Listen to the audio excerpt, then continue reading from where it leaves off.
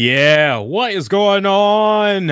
What is up with you guys that are checking this out right now?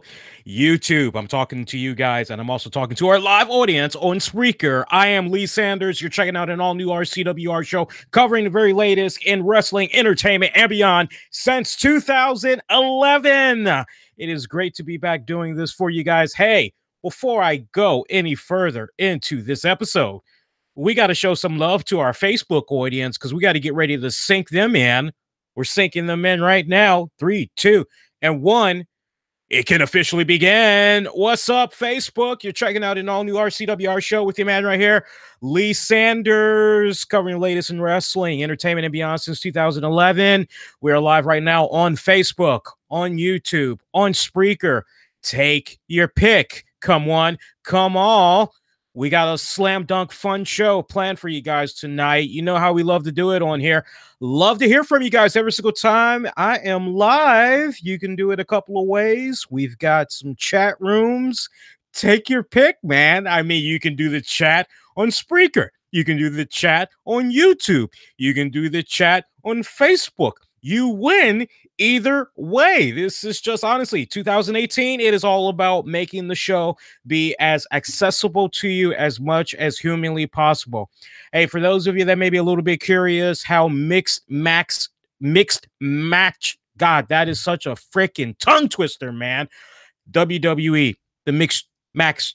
See, I can't get it right. And I haven't even begun to drunk this damn thing yet. This is like my first bottle of beer of the night. Let's just say the mixed challenge. Can I get away with that? Don't be a dick to me and say, nah, Lee, you got to mention that middle part. No. I'm not having that tonight. No, for those of you that might be a little bit curious how it is doing so far, looks like it ended. Honestly, I saw live viewership peak at about maybe, I want to say maybe 70,000. Don't quote me on that, but I'm pretty sure I saw at least 70,000, but that was really about it. So it doesn't look like it's doing good. And what is this now? Episode 3? This is like what, week 3? And it seems like the viewership just continues to just be on the decline. Not really good, man. And I'm going to take it a step further. Just what we've gotten this week from WWE, I'm telling you, it's just having me kick back and I'm kind of going, wait a minute. Like, this is really bad.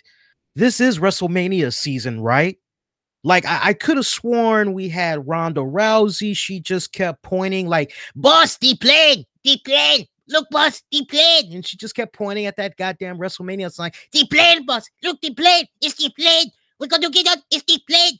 And I'm just kind of going, wow, that was the Royal Rumble, wasn't it? And like the past 2 weeks now, it has just been pretty lackluster as far as WWE programming goes. You'd swear that it was not the road to WrestleMania. I don't know how you all have been taking it so far. We'll get into some of the polling results a little later because I did ask you guys what you thought about Raw for this week, man. But honestly, that's just how it's coming off to me. And it's just kind of making me go, I got some time to kill. Like, I need to go check out some other promotions. And I tell you what, I haven't seen what Impact Wrestling has been doing the past couple of weeks because so many people have been leaving the company left and right. I've just kind of gotten to that point where I'm like, well, what the hell is the point in me watching Impact Wrestling when I know all these people have left?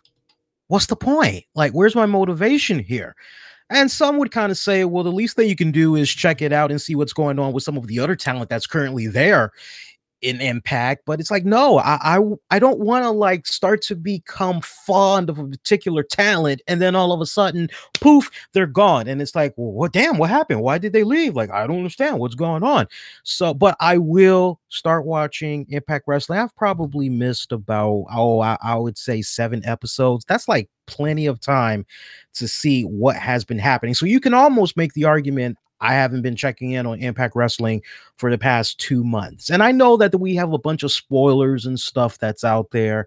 I'm old school. I don't want to read spoilers and all that. I don't. I ain't got time for that. I want to be like you all. Like, I hope you're like me. Like, even though spoilers are out for tape shows, you're just kicking back going, I want to be entertained. I actually want to kick back. I want to be surprised. Let me take it in. Let my emotions happen as I'm watching this episode. That way It's free will. It's organic. It's not, oh yeah, well, I read about this, so yeah, I think this is gonna play out like this. No, you don't already anticipate. You're just kicking back, you're taking it as it comes, right? Right. So I can't wait. I'm excited because honestly, I need a little bit more variety right now. I really, really do. I need a little bit more variety right now. Not really impressed with what I've been seeing, but I'll dive into that in just a little bit. I hope your week has been going fantastico so far, my pretty babies. I am having a really good week. Honestly, I kind of got to pat myself on the back a little bit because I had a really great conversation with kayfabe commentary Sean Oliver. And you guys may recall a couple of weeks ago, we had tried to set this interview up with Sean. And honestly, our schedules just didn't click. Like 1 minute, it was a case where Sean had to back out.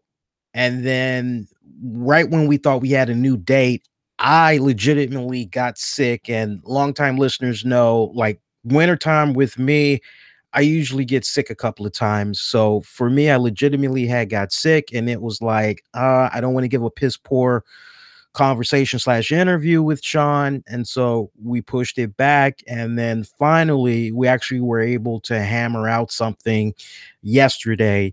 And I wrapped up just a couple of hours ago a great conversation I had with him. Now, the way that we're doing the shows currently, like I would love, love, love for it to be a situation where as I air live and probably given when you all are checking this out, it may be on demand. I would love for it to be a situation where you get to hear that conversation with Sean. But I mean, as far as like Wirecast and all that other stuff, I don't know how to do all that stuff just yet. I'm still learning that.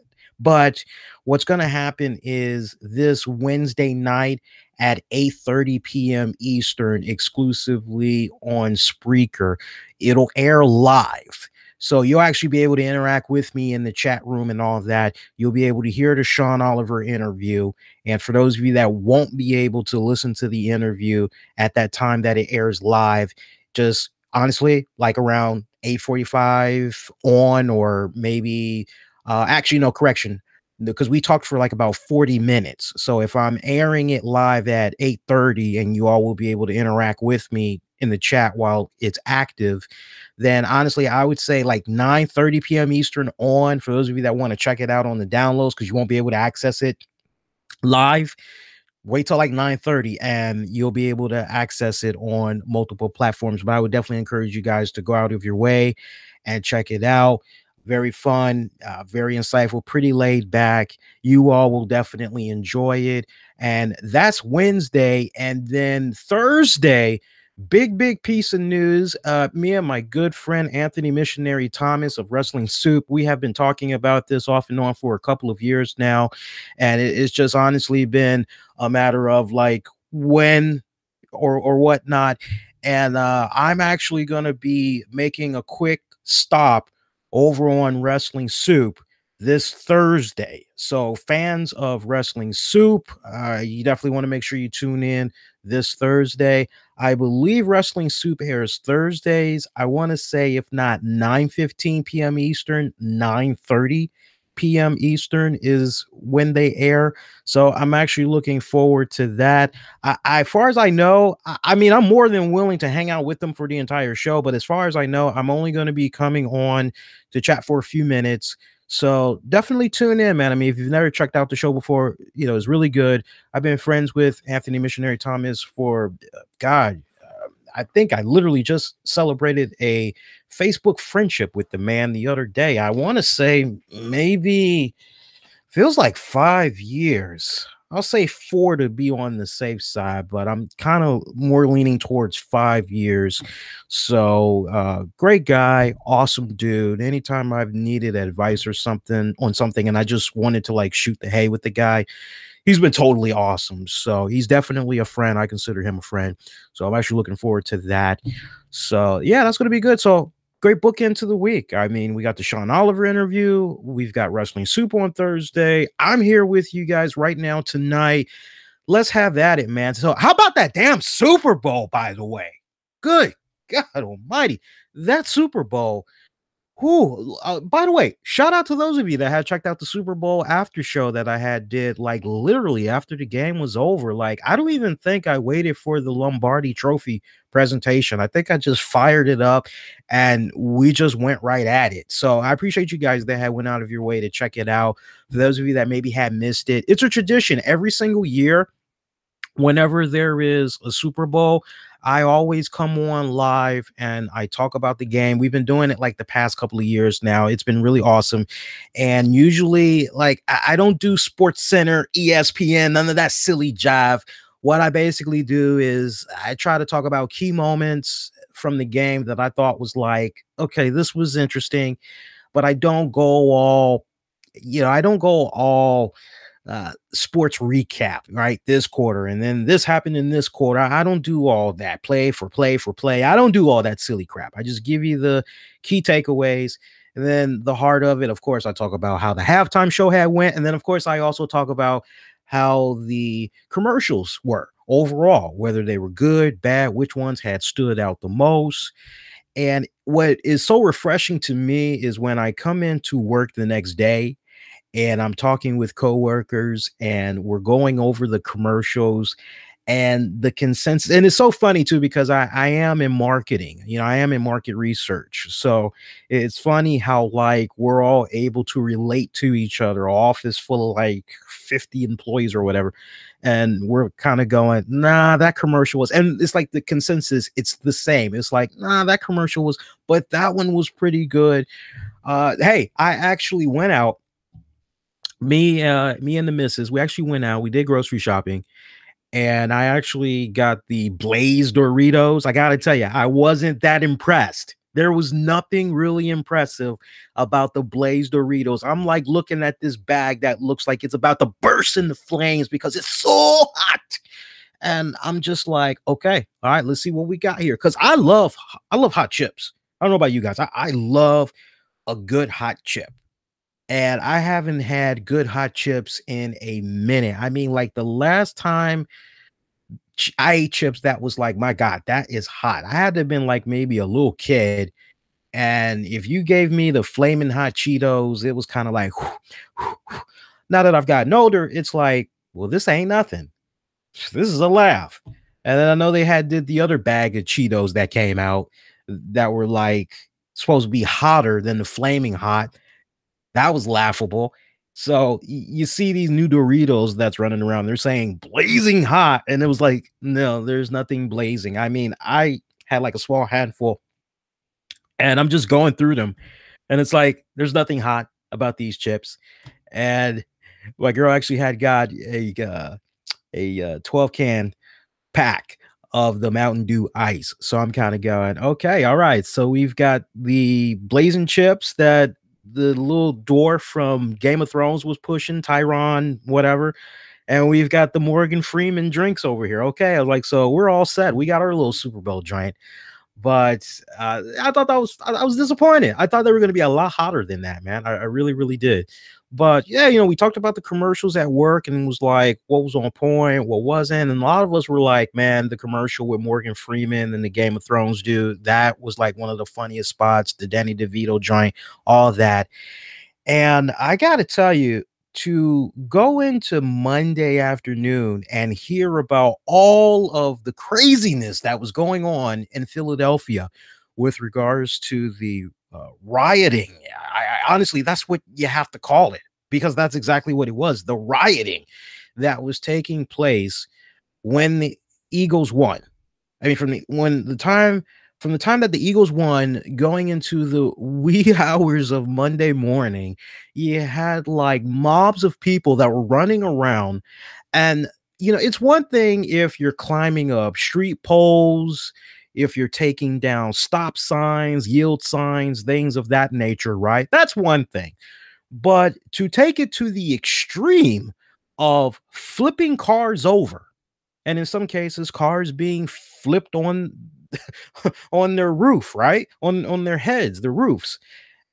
And you have a situation where People are throwing bricks and other stuff into stores, breaking windows, and there's vandalism, and people are starting fires. You're kind of going, wait a minute, is there a riot that's happening? Like what the hell is going on? And there are definitely some of you all on social media that I need to give an apology to, because from the initial reports that came in from what I was seeing on social media, we had some social activists that was going, now, where is these white people's parents? Where are their fathers, their mothers? Because Lord knows their parents couldn't have possibly taught them like this, for them to be destroying their own neighborhoods. Where is the police? Where is the tear gas? Where is the dogs? Where is the fire hose shooting out the water on these people? That's basically the questions that was being asked by some of these social activists. And some of the footage that I saw, I'm going, and you got to keep in mind, this was probably like Super Bowl night, probably going into about maybe 2 in the morning. I'm kind of going, man, mellow the fuck out. You don't know what you're talking about. Like, go take a chill pill, man. Like, get whatever, man. But then you fast forward to be at work, during the morning, and just checking up on what's been happening in Philadelphia throughout the day, to hear that there was rioting and all that was going on. It's like, yeah, you know what? I kind of see what happened now, because now that I kind of connect the dots, I'm going, man, those social activist people and all that were saying what they were saying at the time when I commented, they knew a lot more than what I was getting in information wise, what I was seeing at that point. Had I did a little bit more digging at that time of the night, I probably would have seen what they were seeing, but that was not the case. And just to see that you had all this destruction that was going on. I'm sorry, people. Look, I love having a good time just like the next person. I love it. There's no better feeling in the world than walking away going, yeah, my favorite team, they won. Fuck yeah. Let's celebrate, man. Man, I don't know what we're going to do, but like, we're going to go do something. We're going to go screaming our lungs off. Man, let's go see if we can pick up some girls, whatever. Okay.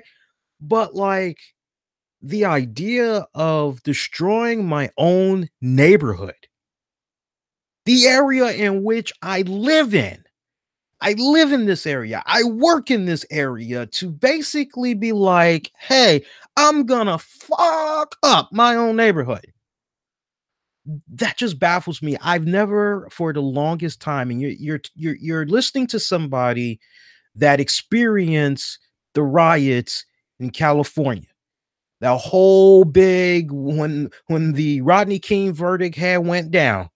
Okay, I lived in the area during that time, and it was like, stay in your homes, keep your windows boarded up, don't come out for nothing, because the police, 9 times out of 10, they're either gonna shoot your ass or they're gonna arrest your ass. Either way, you going down. So stay indoors until all of this is squashed. All right, and the stuff that we had go down in Baltimore a couple of years back with regards to, what was it, Freddie Gray. You're going, wow, like this is, and these were people that were destroying their own neighborhoods. And to know that this had came about in Philly, I must say, I was just taken back. I was really, really taken back. And I did not check on this before the show, because I was doing the interview with Sean. But my challenge to any of you listeners out there, especially those of you that love following politics, do me a huge favor. As you're checking out this episode, you can let me know, be it live and or on demand. Okay. Get at me on social media, Twitter, Facebook, at the RCWR show. Let me know if Donald Trump had said anything with regards to the rioting that had took place in Philadelphia. Now, I know he said what he said about what went down with that Colts player, and we'll get into that a little bit later. But I'm just curious if he said anything with regards to the rioting that took place in Philadelphia. I know he put out the whole congratulations to the Eagles. I know he put that tweet out. But I'm just curious on the flip side to that, if he also took a crack at how that area was being addressed rioting wise, because it's like he's been real quick, and I'm not picking a side. I'm just stating from observation, my 2 cents from a distance. I'm just telling you guys, okay, so he can get on this, kind of turning a blind eye to this over here. That's the president. What's up? That's all I'm saying. But again, not picking a side. I'm just giving you my 2 cents from a distance. So, but I mean, other than that, still great game. Yeah. I mean, as long as we've been like checking out football, my God, like if you didn't watch that game, you missed out on a really good game. Somebody was asking me the other day, they said, Lee, was this game better than the game last year? And I'm going, my God, dude, when you just add up how many points, right? Just the combined points from both teams. But then when you add up the passing yards and all that, like in the 98-year history of the NFL, we've never had a Super Bowl. We've never had a game where like that many passing yards was accumulated, right? Like if you'd have told me that Tom Brady was going to go into a Super Bowl game and he would have a record high of 505 passing yards and I mean just all those logistics. And yet they scored what? 33 points, but they would still lose. I would go, no. Like did the refs like do something? Like what happened? Like seriously, what happened? Did somebody get injured? Like what went down? Great game. But no, somebody was like, do you think this game was better than the game last year? As long as I have walked on God's green earth, for me, the game that I saw last year, the game I saw last year, I ain't never seen nothing like. You want to talk about a clutch performance? You want to talk about a serious comeback? That game from last year, man, I'm going to be remembering that game for many, many, many years to come. I mean, honestly, I'd have to have a weekend where I'd kick back and I'm just going over some of the Super Bowls in my lifetime that I can like remember watching, whether it be by myself or watching it with family members. I'd have to go back and like really look at the games. But for me, the game that we got last year against the Falcons, I mean, you want to talk about clutch performance, man. You look, hate the man all you want. Put the hate to the side. Last year, that was clutch, but big shout out to the Philadelphia Eagles, to the fans. And hopefully y'all didn't do too much damage. That's all I gotta say, man. Hey, so I see there's some interesting stuff that's coming about right now as far as wrestling news goes, man. It looks like Jason Jordan is going to be out for just a hot minute. We've been reading the reports that's been out there on the web. Got to give a shout out to his woman, by the way. His woman had put a little short statement out, I believe by Facebook. I want to say by Facebook, she put out a statement talking about, hey, this is the 411. Here's what's really going on. Appreciate the concerns, appreciate all the love and the support, but here's what's going on. But you've seen the reports that's been out there saying, hey, Jason Jordan, he's dealing with a nagging back, he's dealing with a nagging neck injury, and everything had pretty much culminated in him heading on down to I think he saw, was it Dr. Maroon, guys? I want to say it was maybe Dr. Maroon. And yeah, Jason Jordan's woman put out a little statement, and I quote, I will address this once. Yes, Jason Jordan is injured. I assure you, everything you have seen online is fake news. Interesting choice of words there. He has a minor neck injury and will be back in no time, although I'm very excited to have him home for a bit. I promise I will guide him to a speedy recovery. Thank you to everyone who reached out to check on him. He is very positive and already planning his comeback. In the meantime, just please keep sending Nathan and I good vibes. And that is all she had to say. And she put a nice little smiley face out there, basically saying, what's the face? She's feeling positive right now. That's how she's feeling. So there's no telling, as far as the timetable goes, when he's going to be coming back. but he did see the WWE medical director, Dr. Joseph Maroon. He saw him out in Pittsburgh. And what's being described right now is he has had an injury to a disc in his neck, which resulted in significant pain that pretty much way it's looking right now, it was decided to do a minimally invasive operation to decompress the nerve to allow it to heal. So, what I'm more curious about, and honestly, when I look at the style of wrestling that Jason Jordan puts out there in the ring, it definitely reminds me a lot about the style of Kurt Angle. And anybody that it doesn't matter whether you were watching Kurt in TNA or you were watching Kurt in the WWE, Kurt Angle had that physical style. When Kurt went in there physically, he put his all into it. You walked away going, physically, that was pretty good. Yeah, well, he definitely carried it. Yeah, he hung there big time. You look at Jason Jordan and you can say what you want about the character. You can say what you want about the gimmick kind of rubbing you off or the wrong way. Or honestly, you don't even have to go to gimmick route. You could just be like, man, that kid, as far as personality goes, lackluster in that department. But when it's all said and done, the guy in the ring, he can throw it down. And I'm just curious, like, if after he has this little bit of time off, if maybe he's going to come back and he might try to switch up his style just a little bit, if he may dial it back a notch. I mean, look, I've heard a few veteran wrestlers say this over the years. I've heard close friends say this over the years that were either at one point involved in wrestling or they're currently still in wrestling. And it's just loose conversations that I remember having with them over the years. And one of the things that would be talked about is, man, unless you're getting paid really, really good money for like a special type of show, you don't need to go 120% every single time you step in between those ropes, especially if your payday is peanuts. So all I'm saying, me personally, just my 2 cents from a distance, okay? Just 2 cents from a distance, from afar, for sure, from afar.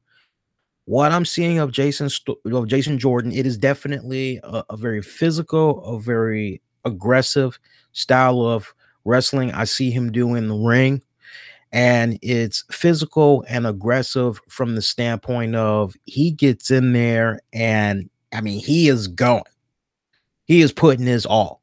You can really tell he's trying to walk away, leaving a really good impression on the fans and leaving a really good impression with the folks in the back. And to that, I say, hey, there's nothing wrong with that. If every single time you see your name is on that board and you got action that night, yeah, man, go out there, put in that great performance. But at the same time, hey, nothing wrong putting in 100% effort, because anything less than that, that's probably not going to cut it. But you don't have to go the extreme. Sometimes it's kind of good to save some of those good spots that you plan on doing, save them for a pay-per-view where you get the bigger payday. That's what everybody's paying. They coming out of their pockets to see you and everybody else. Yes, people, there are actually those that will pay to see Jason Jordan. Believe it or not, he has his respected following. Yeah. But no, it's just sometimes you just gotta kind of know when to dial it back just a little bit, wrestle a little bit smarter, get yourself in a position where, okay, all right, on to the next show. Stay healthy is basically the whole thing I'm saying. Now, some would make the argument, nah, it has to do with the schedule. They're not really out there on the road like that enough. I beg to differ. I mean, for me, look, it doesn't matter what type of conditioning you're in. It doesn't matter how many times you go and lift weights. It doesn't matter how many times you go out there, you do your cardio. None of that.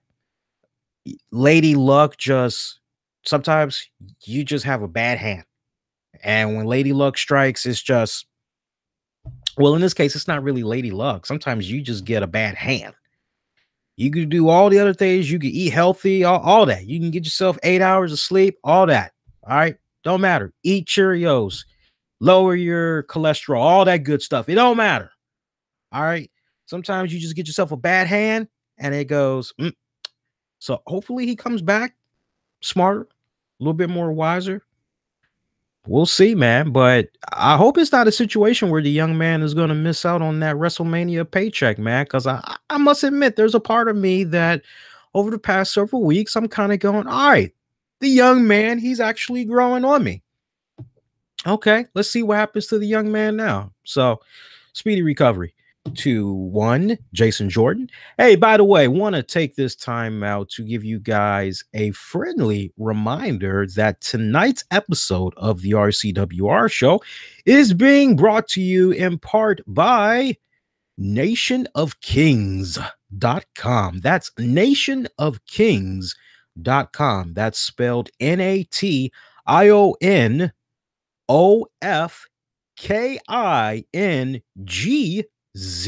as in zebra.com.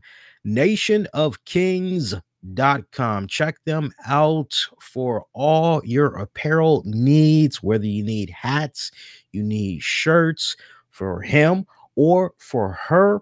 Really great artwork that they have coming up. Was actually on their site earlier today, and I was really liking this. Is original artwork, folks. You can't really beat it. I must say, I was really impressive. For those of you that are somewhat into the holy, a little bit on the biblical side of things, you actually really dig some of the stuff that they got. And then you have apparel that's not of the biblical, of the good word, that y'all will enjoy, and they're continuing to add more and more content, I would say on a weekly basis. So if you go over there, use the code NOKC and get 15% off. Yes, you heard me. Use the code. This code is only for you, the RCWR show listeners. That's right. We worked out a nice little deal with them. Use the code NOKC and get 15% off. Yeah. Make sure you use that bad boy. One more time. nationofkings.com. Use the code NOKC. Get yourself 15% off. Yeah, good stuff. So let's continue on. Where do we go? Can we talk about key points from Monday's WWE RAW and SmackDown? I mean, really? Can I be honest? Let's be honest. Very lackluster. What are we now? 50 something? Maybe like 53 by now? Days away from WrestleMania? And what we've gotten the past 2 weeks, it hasn't felt like we've been on that road to WrestleMania. I said that like pretty much opening the show, and I still stand behind that. I know some people may look at that and they may feel, nah, Lee, you're wrong, but I'm not wavering from that. I'm sorry, guys. Now, look, I hope that things pick up in a couple of weeks. You ask me honestly, I'm really hoping that things pick up, if anything, right after WWE Chamber. I'm hoping is when things finally pick up, but that's wishful thinking, man. But I must admit, I'm just going through the motions right now, to the point I want to see what you guys had said with regards to Monday's WWE Raw, as we have an interactive poll that we always do for you guys on Twitter and on the YouTube channel. You can see it on the YouTube channel by going over to the communities tab. And I'm actually pulling it up right now for you guys. Bear with me a second here while I pull this up. And as I'm pulling this up, hey, do me a huge favor. And if you haven't done so already, make sure, however you're checking this out, click on the heart, click on the like icon. Make sure you share, Google, retweet. Many ways you can spread a good word about the content, and do subscribe if you haven't already done so. I asked you all, how would you rate this week's WWE Raw? Wanted y'all to sound off. So far, we have 15% of you that gave Raw a thumbs up. That's right, 15% of you.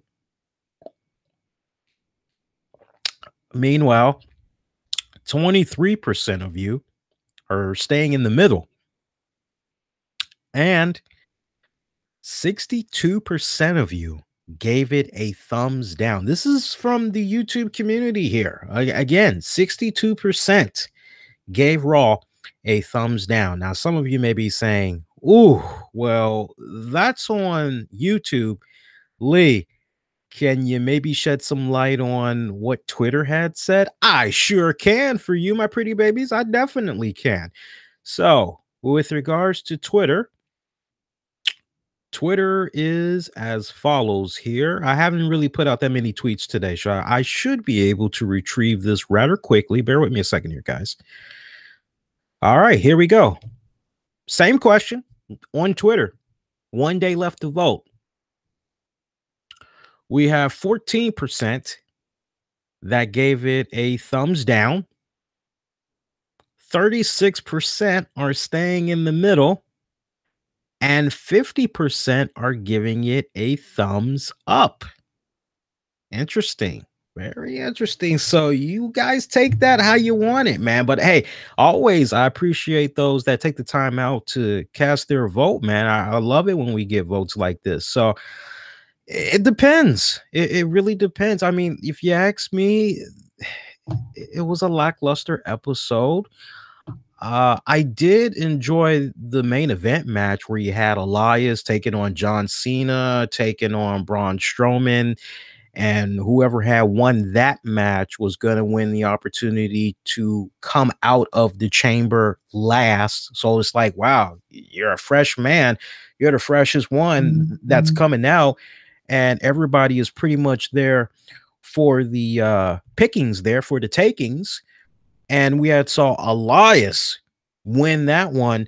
I love that match. That was actually a really good match. Did anybody else hear how Braun Strowman, well, not Braun Strowman, I want to say it was John Cena, right when the match was over and everything, and Braun Strowman kind of came back in retaliation and he did the nice scoop up running power slam to Elias, and then he did it to John Cena. Did anybody hear how John Cena was like, wait a minute, just sell the moment? He said something to that effect. And you see Braun, he does exactly what Cena had said. And I just couldn't help but kind of laugh and go, oh, John Cena, you are so funny, my friend. Like, you could just hear whenever John Cena is trying to bark out some orders, you could just hear John Cena clear as day.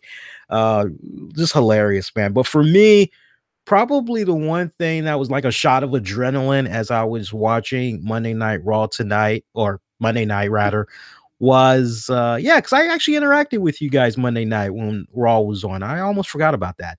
But no, what was really funny was hearing how was hearing the Corey Graves, Jonathan Coachman spot. I mean, I rolled on that bad boy for hours, man. That was like the hilarious shit that I had heard pretty much all night. And it kept me awake, I gotta say, for the rest of Raw. And anybody that had missed it, you had one point during Raw where Jonathan Coachman, Michael Cole, they're kind of going back and forth a little bit. And you got Corey Graves. He says, he says to Coach, hey, you better be careful, Coach. Watch your tongue. You might be doing afternoon radio locally. Highlight of the night, taking a nice little dig at Booker T. And you're going, wait a minute now, wait a minute. What the hell? So okay, so let's rewind this back a little bit, because in order to like really make sure you guys understand like what the hell is going on here. Honestly, this goes back to Booker T basically being bumped off the Raw team, and now he's doing the pre-shows, whether it's for Raw or occasionally for, I guess, a SmackDown, the pay-per-views. Booker T is now delegated to that. And shortly after Booker T, and I thought it was kind of interesting because I must say this took me by surprise. And I'll tell you why. It took me by surprise for the simple fact that when Jonathan Coachman came in last week and he was beginning his duties, you see like this real classy tweet that Booker T put out. And you're going, hey, all right, Book. Good job, Book. All right. You being classy about it. Cool. But Booker T had spoke about all of this on his podcast, and he basically blamed. He came right with it. He blamed Corey Graves and had took jabs at the man. And he said, and I quote, "If I got Corey Graves into a fistcuffs, I would beat him down like he stole something. I would be whooping his ass all day long. My thing is, I'm a nice guy until you get on my bad side. Corey Graves, I wouldn't necessarily say he's on my bad side right now, but he's the reason that I'm not on Monday Night Raw right now. A lot of people in the company thought I was going to jump on him. I was going to do something bad to him. I was going to drag him. I was going to take him out to the woodshed.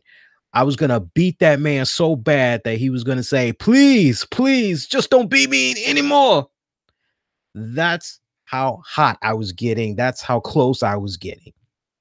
And Booker went on to say that apparently WWE wanted him to cool off, and they did that by moving him back to the kickoff panels and most importantly, away from Corey. So Booker adds to that. So they said, hey, Book, step back a second. All right. We're going to regroup, press the rewind button. We're going to send you back to the kickoff show, SmackDown and Monday Night Raw pay-per-views, and cool you down for a second because we don't want you to do anything to Corey Graves. Booker T would then add that if he catches Graves out and about, he's going to do something to the Raw announcer, saying, and I quote, "If I catch Corey Graves on the street, I'm going to do something to him. I ain't going to do it at the office or the airport, but if I catch Corey Graves on the street, you see that little buffon hairdo he got, I'm going to rearrange it for him." And he pretty much wrapped it up by saying, everybody knows my reputation. I mean, if you mess with my green, and right now my green is being messed with. Is WrestleMania coming up? Right. There's room for one more match at WrestleMania. Right now on my show, I'm calling Corey Graves out to a fight, not a match, not a pre-show pose down or anything like that. I'm calling out Corey Graves out to a fight. I'm talking man to man, mano a mano, you and I. So that's pretty much it. And Corey Graves, he had like the sweetest comeback. Oh, I lost my coaster there almost. Sorry about that, guys. And Corey Graves, he had like the sweetest comeback of comebacks when all this had came about from Booker.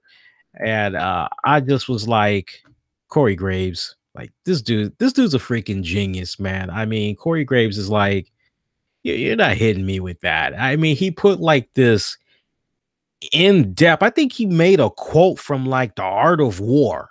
I'm pretty sure it had to have been the Art of War because now my best friend Brian, he has been reading that book nonstop over the years, and he is always like quoting stuff from it. But no, like Corey Graves, he had like this really, really deep, like, what the hell is that? And he said, and I quote, I'm trying to see if I can find the damn quote for you guys real quick, and I don't think I'm gonna be able to find it here. Let me see here. So I had it in the show notes here. No, I can't find it now. I had it written it down, but I don't have it anymore, which freaking sucks. But no, Corey Graves, like the way he did it, it was kind of, but what he said on Monday Night Raw, you're going, damn, talk about a fucking burn, right? Look, man, of course, everybody remembers a while back when Booker T was doing the pre-show for Raw with Corey Graves, Scott Stanford. You had like 2 weeks in a row where Scott Stanford was saying like some stupid crap. I remember he was saying, oh, and the bro that puts the bro in GI or something like that, Booker T, and Booker just kind of looked at him like, what the hell is up with this dude? He looked at him like that was the most corniest oddball thing. Like, man, that was insulting. Like, I'm a Hall of Famer. Like, what the hell? And you go into the second week. I'm sure if you did like Daily Motion or YouTube, you guys could actually find it. And you see during the second week, Armstrong comes out there again, or is it Scott Stanford? I don't know why I'm thinking Armstrong. I mean, he does look like a freaking Armstrong, but I know his name is Scott. Whatever the guy's name is, we hardly see the guy, but he's usually on the WWE network doing breaking news or doing the pre-shows or whatever. I don't watch the stuff like that. So you guys got to forgive me if I can't really remember his name like that. But we see Corey Graves the second week, and he pretty much comes in and he's like, hey, man, this is like the second week now that you've come in and you've insulted Booker T. Like, this guy's a WWE Hall of Famer. Like, you need to show him a little bit more respect. Scott Stanford is his name, by the way. And Stanford's like, hey, I'm just setting it up. I'm just trying to break him in like I break all of you guys in. And Booker just had this look on his face like he wasn't having it. Booker looked like he was actually getting ready to go kick the living hell out of this dude. And you see Corey Graves actually jump in and he's like, nah, man, he ain't worth it. He actually like physically touches Booker T, gets in the way. He's like, no, man, he's not worth it. And you're kind of going, wow, well, Corey didn't have to do that. Like, okay, cool. So what's going on right here? Like, is this a work or what? Because I mean, one could make the argument that Booker T realizes that there's going to be a lot of people watching this and they're going to be wondering what the hell is going on. Booker T knowing a thing or two, because after all, he's got his own wrestling promotion.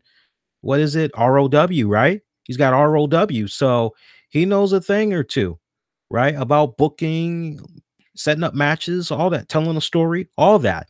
So for all we know, Booker T may have kicked back and said, I think I got something right here. And if we really want to like try to establish Corey Graves as a bad guy, at least on the Raw side of things, there's actually something here I think we can actually do. So there's part of me that's going, man, this would be a really great work just to get the people talking all throughout social media. And when you really stop and think about it, it puts the attention on Booker and it puts attention on Corey, right? So, because now you're kind of going, okay, well, what's Booker going to say on his podcast about Corey this week? And then you're kind of going, I got to tune in to Raw and or possibly SmackDown because I don't know what Corey's going to say about Booker this week. I don't know what digs he's going to have at Booker this week. So it could go either way. So I wouldn't put it past Booker if it was a situation where Booker is like, I'm going to get these people good. We got something here. Let's build upon it. But then there's also that part of me that's going, well, what if this is a situation where Booker was like serious? Well, first of all, I'm like this. And you don't have to just be like, if I'm the WWE. This is real world, people. This is real talk. Okay. We all, in some shape or form, we've been down this road before where if we verbally say, hey, if that guy does blah, blah, blah again, or if he looks at blah, blah, blah, or he looks at my friend or talks to I'm going to kick his ass.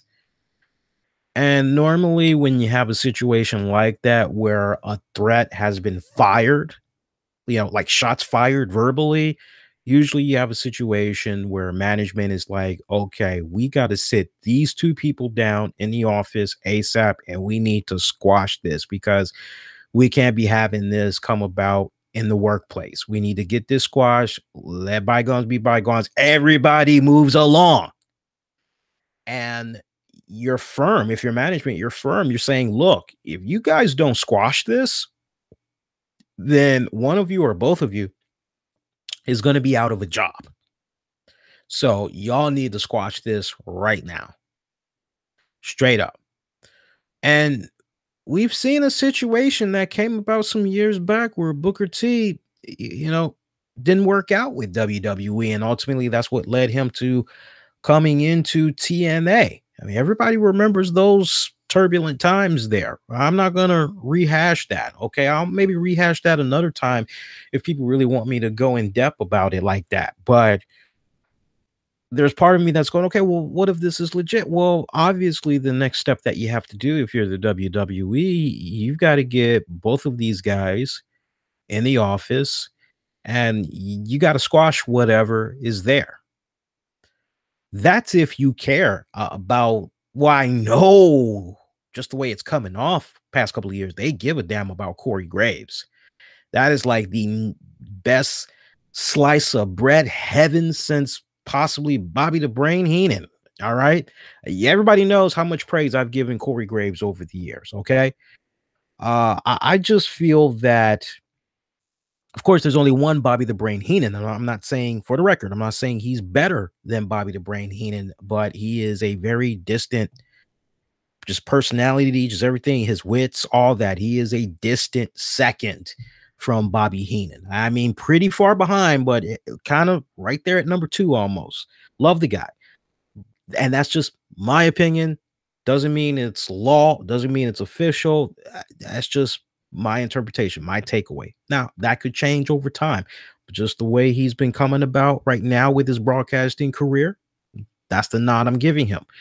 But they love them some Corey Graves. So really, this is a case where, okay, how much more crap are they going to put up with Booker? Is this really a case where they need to talk to both men, or is this a case where they're pulling Booker to the side and they're saying, dude, seriously, this is stupid. You need to like move the hell on.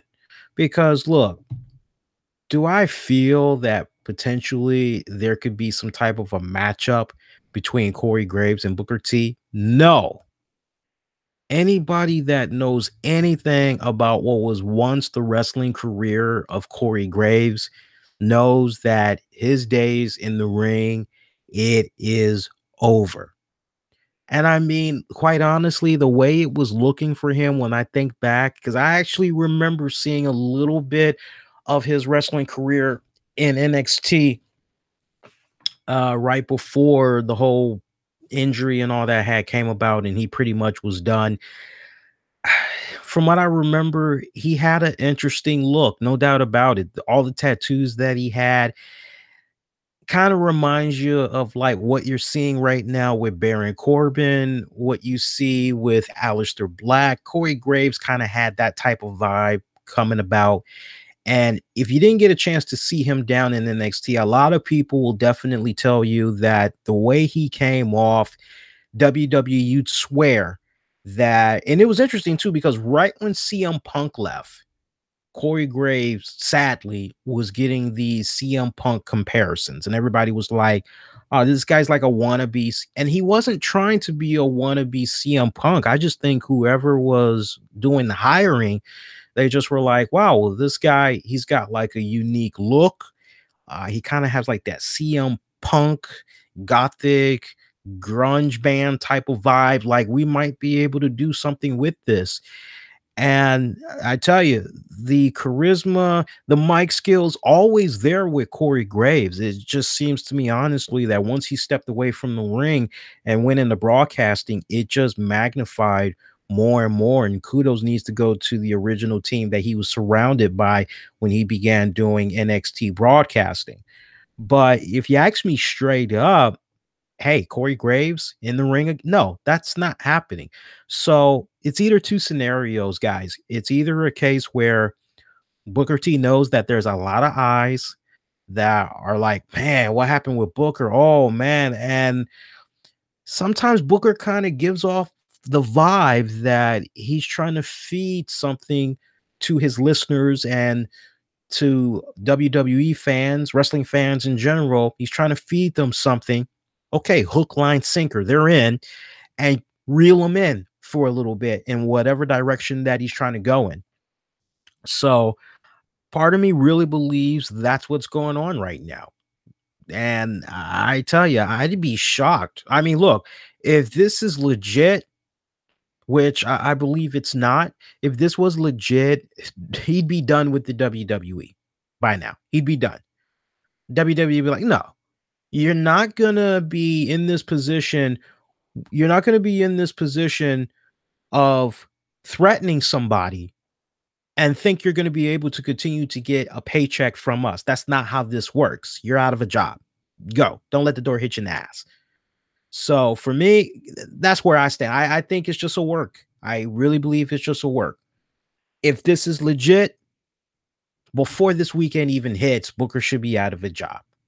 Either Booker's out of a job or Dave Meltzer and them, they get the scoop that apparently Corey, Booker, or management talked with Booker, something like that. And unless you get something like that, like everything else, take with a grain of salt.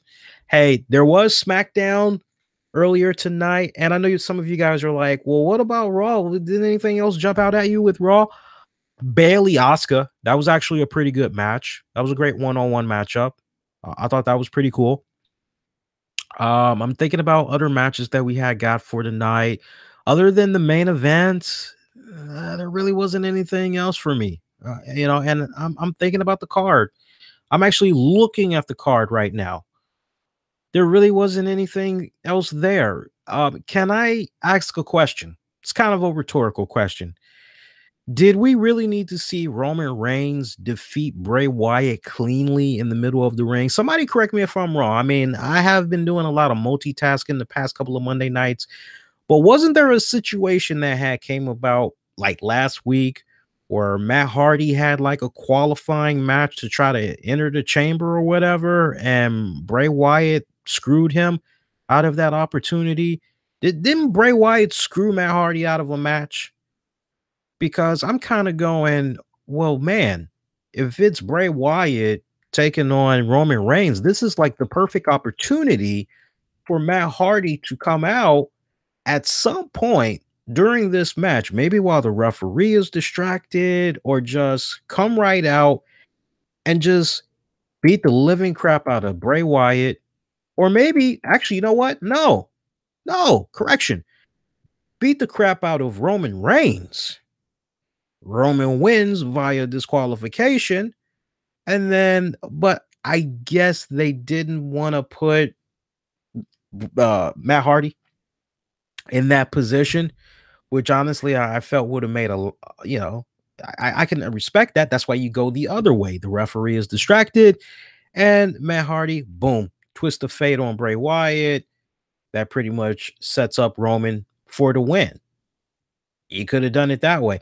I just thought it was so weird to see Bray Wyatt lose to Roman Reigns cleanly in the middle of the ring, and then afterwards to see Matt Hardy show up and he delivers the twist of fate to Bray Wyatt. It's like, no, you just kind of diminished a little bit.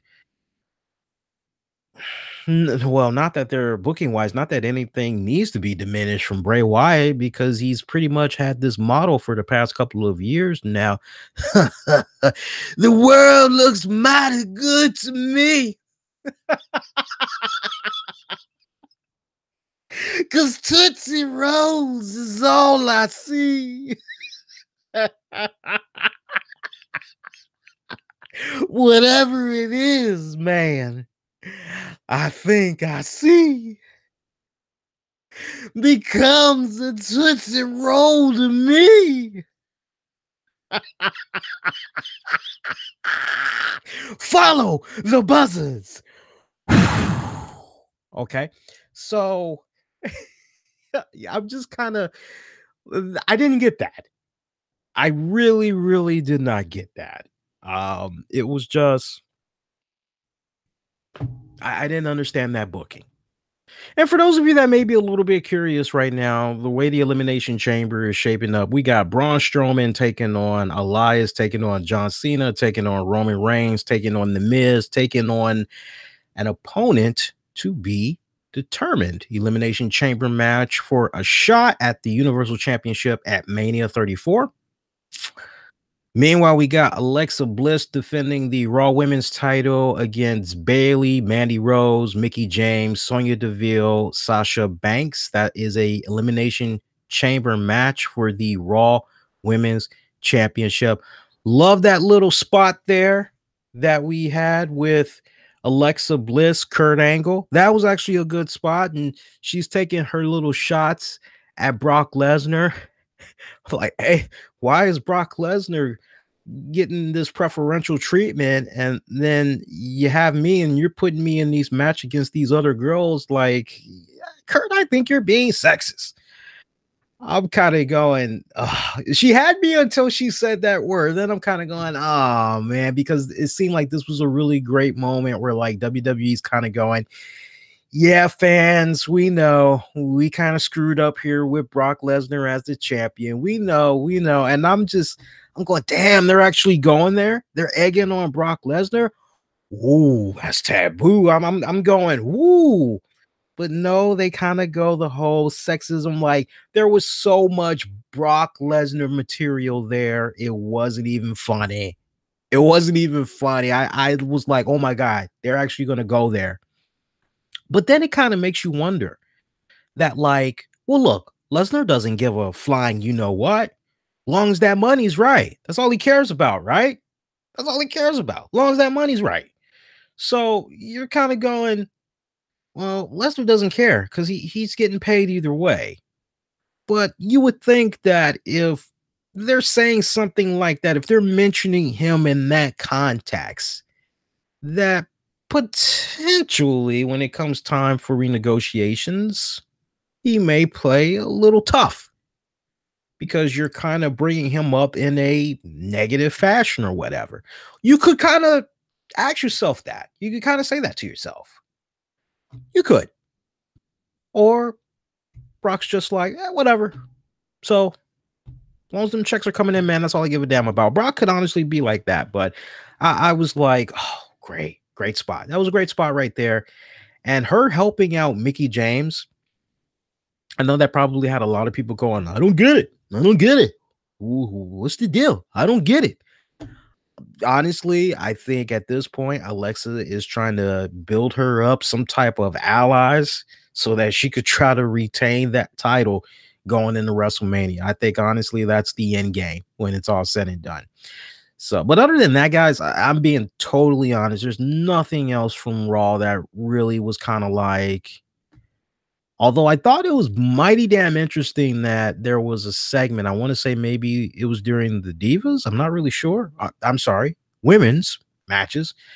Not really sure, but there was a segment that was sponsored in part by Geico. I'm going, wow, WWE is really stepping it up, eh?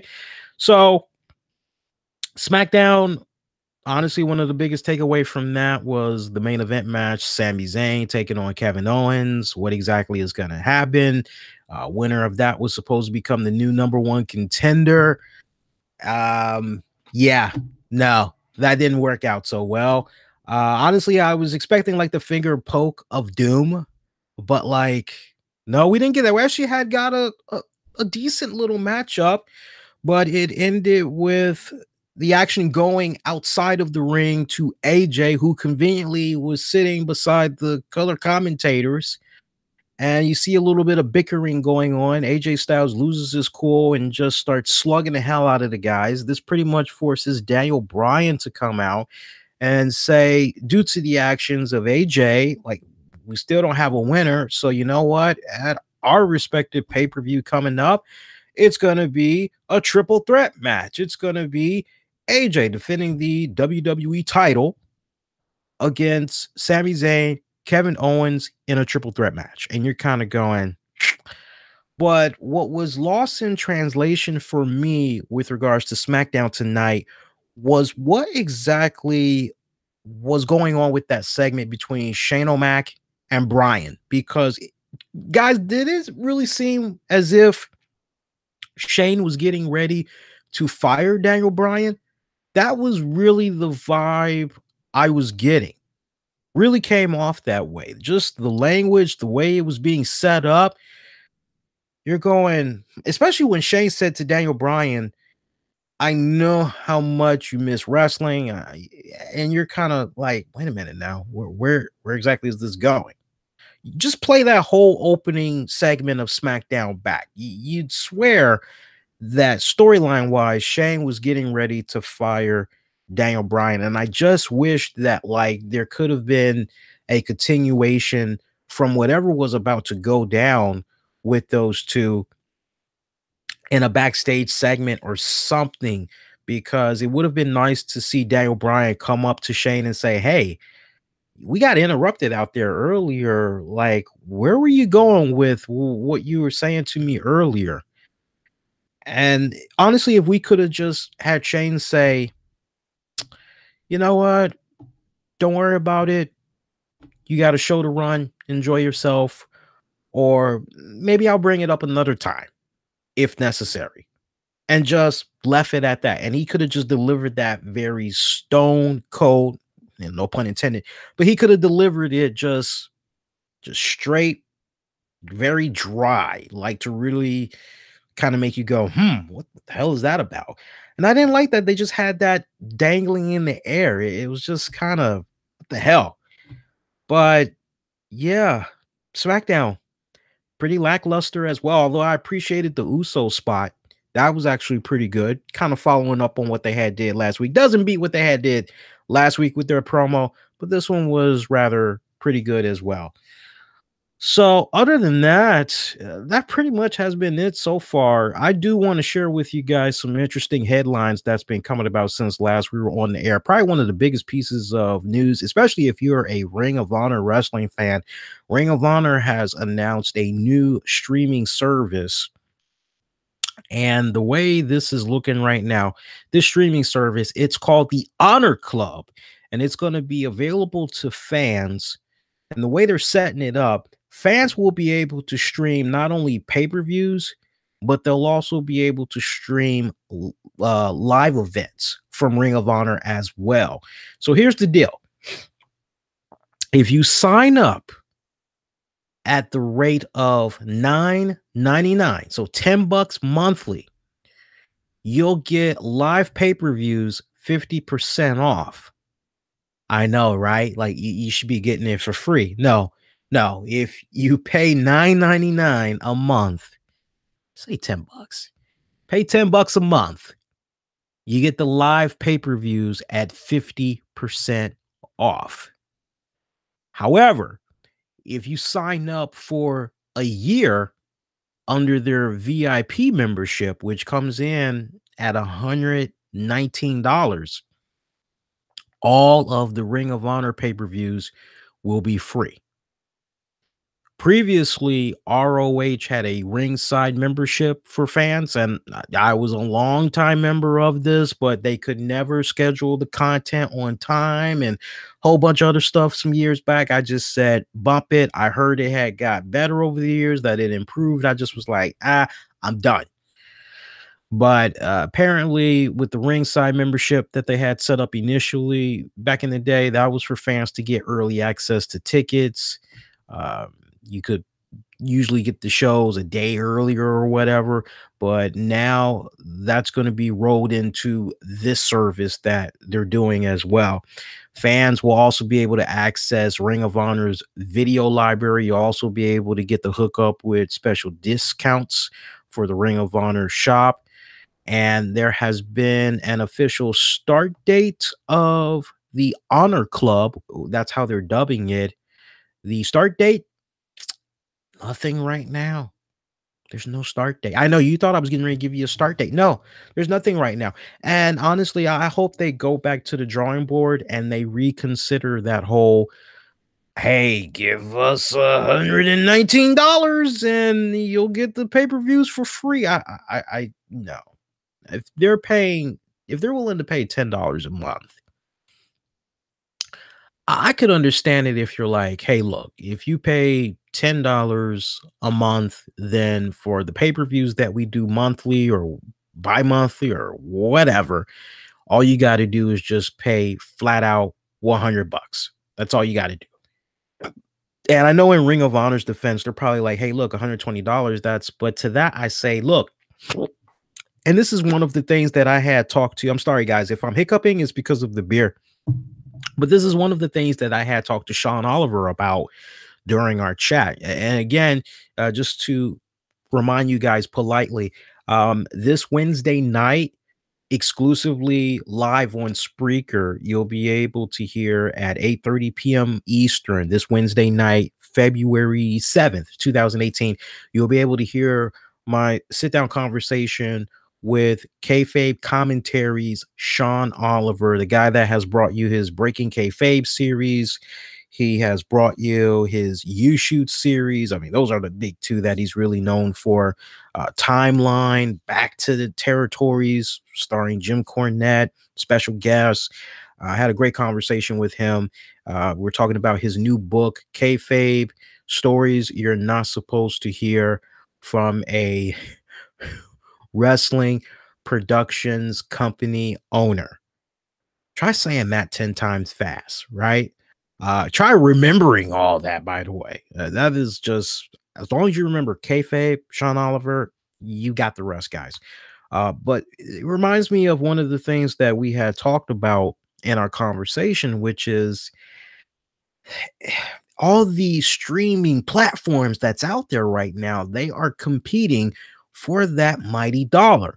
You've got Netflix, you've got Hulu, you've got Amazon, you've got the WWE Network, you've got New Japan. Now you've got Ring of Honor into the mix. Disney is getting ready to launch something, right? I mean, you got YouTube TV. You've got freaking direct TV. You can watch TV as you're on the go now, and you don't need to be hooked up with direct TV. You don't need to have an account. You can be with T-Mobile and download the direct TV app, and boom, there you go. You've got Sling TV. There are just so many, like, oh my God. And what's really been kind of nerve-wracking for me over the past couple of years, I would say in the past 5 years alone, is the explosion of how many of these streaming platforms are out there. And they're like, oh, pay $10 a month and you get this show. Well, no, come over here to Hulu because we have this exclusive series. And like, everybody is just, give us your $10, give us your $10. So by the time you get done throwing out them $10, like, do you really have money left over to be able to say to someone like maybe Ring of Honor, no, I'm sorry, guys, as much as I want to, I don't have $10 to give you. And then if you are able to give them $10, you're thinking maybe you're going to get the WWE treatment. No, sorry, but you're only going to get the pay-per-views at 50% off. But if you give us $120 up front, you'll be able to check out the pay-per-views for free. Unless you are a internet radio host, a podcaster, and you've got your LLC and all that, that's going to be a great write-off. But nobody these days has that kind of money like that. If you are stuck with your satellite cable, you're paying a hefty price tag. If you ain't got that going on, you've either got rent, mortgage, you've got your groceries, right?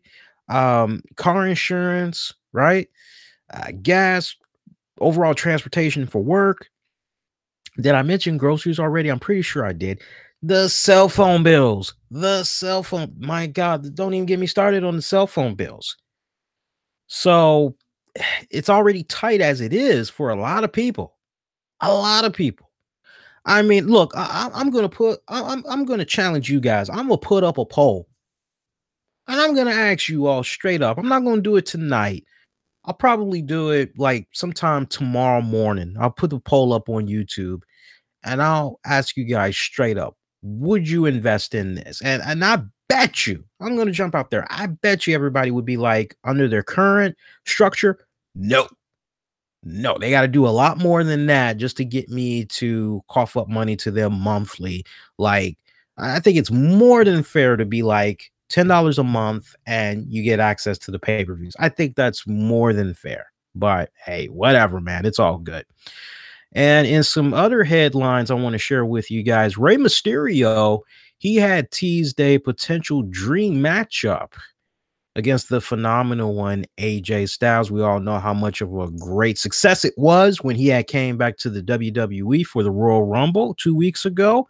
Got a lot of people talking, wondering what type of different matchups we could see with a Rey Mysterio back in the WWE. And one of the matches that jumped out in a lot of people's minds was, hey, Rey Mysterio, AJ Styles. What's up with that? And these two actually did hook up. They hooked up at a 5-star wrestling event in the UK back January of 2016.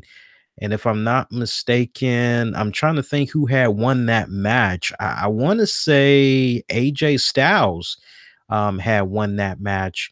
Yeah, AJ Styles had won that match. So the picture that Rey Mysterio had shared, it was a black and white picture of him basically embracing AJ, and you kind of have that little hashtag and a little caption up under it. Honestly, that would be, for WWE fans, that would be a fantastic matchup. Be some really great money you can make off of that without a doubt. Would I love to see it? Yes. If you ask me straight up, kind of goes back to what I was saying a couple of weeks ago. Like, if WWE is able to work things out with Ray, where do you put Ray? And honestly, you got a lot of big guys that's running around on Raw right now. And the last thing I would want is for it to be a situation where Ray is lost in the shuffle and he is somewhat in matches that you're kind of going, that's not really believable.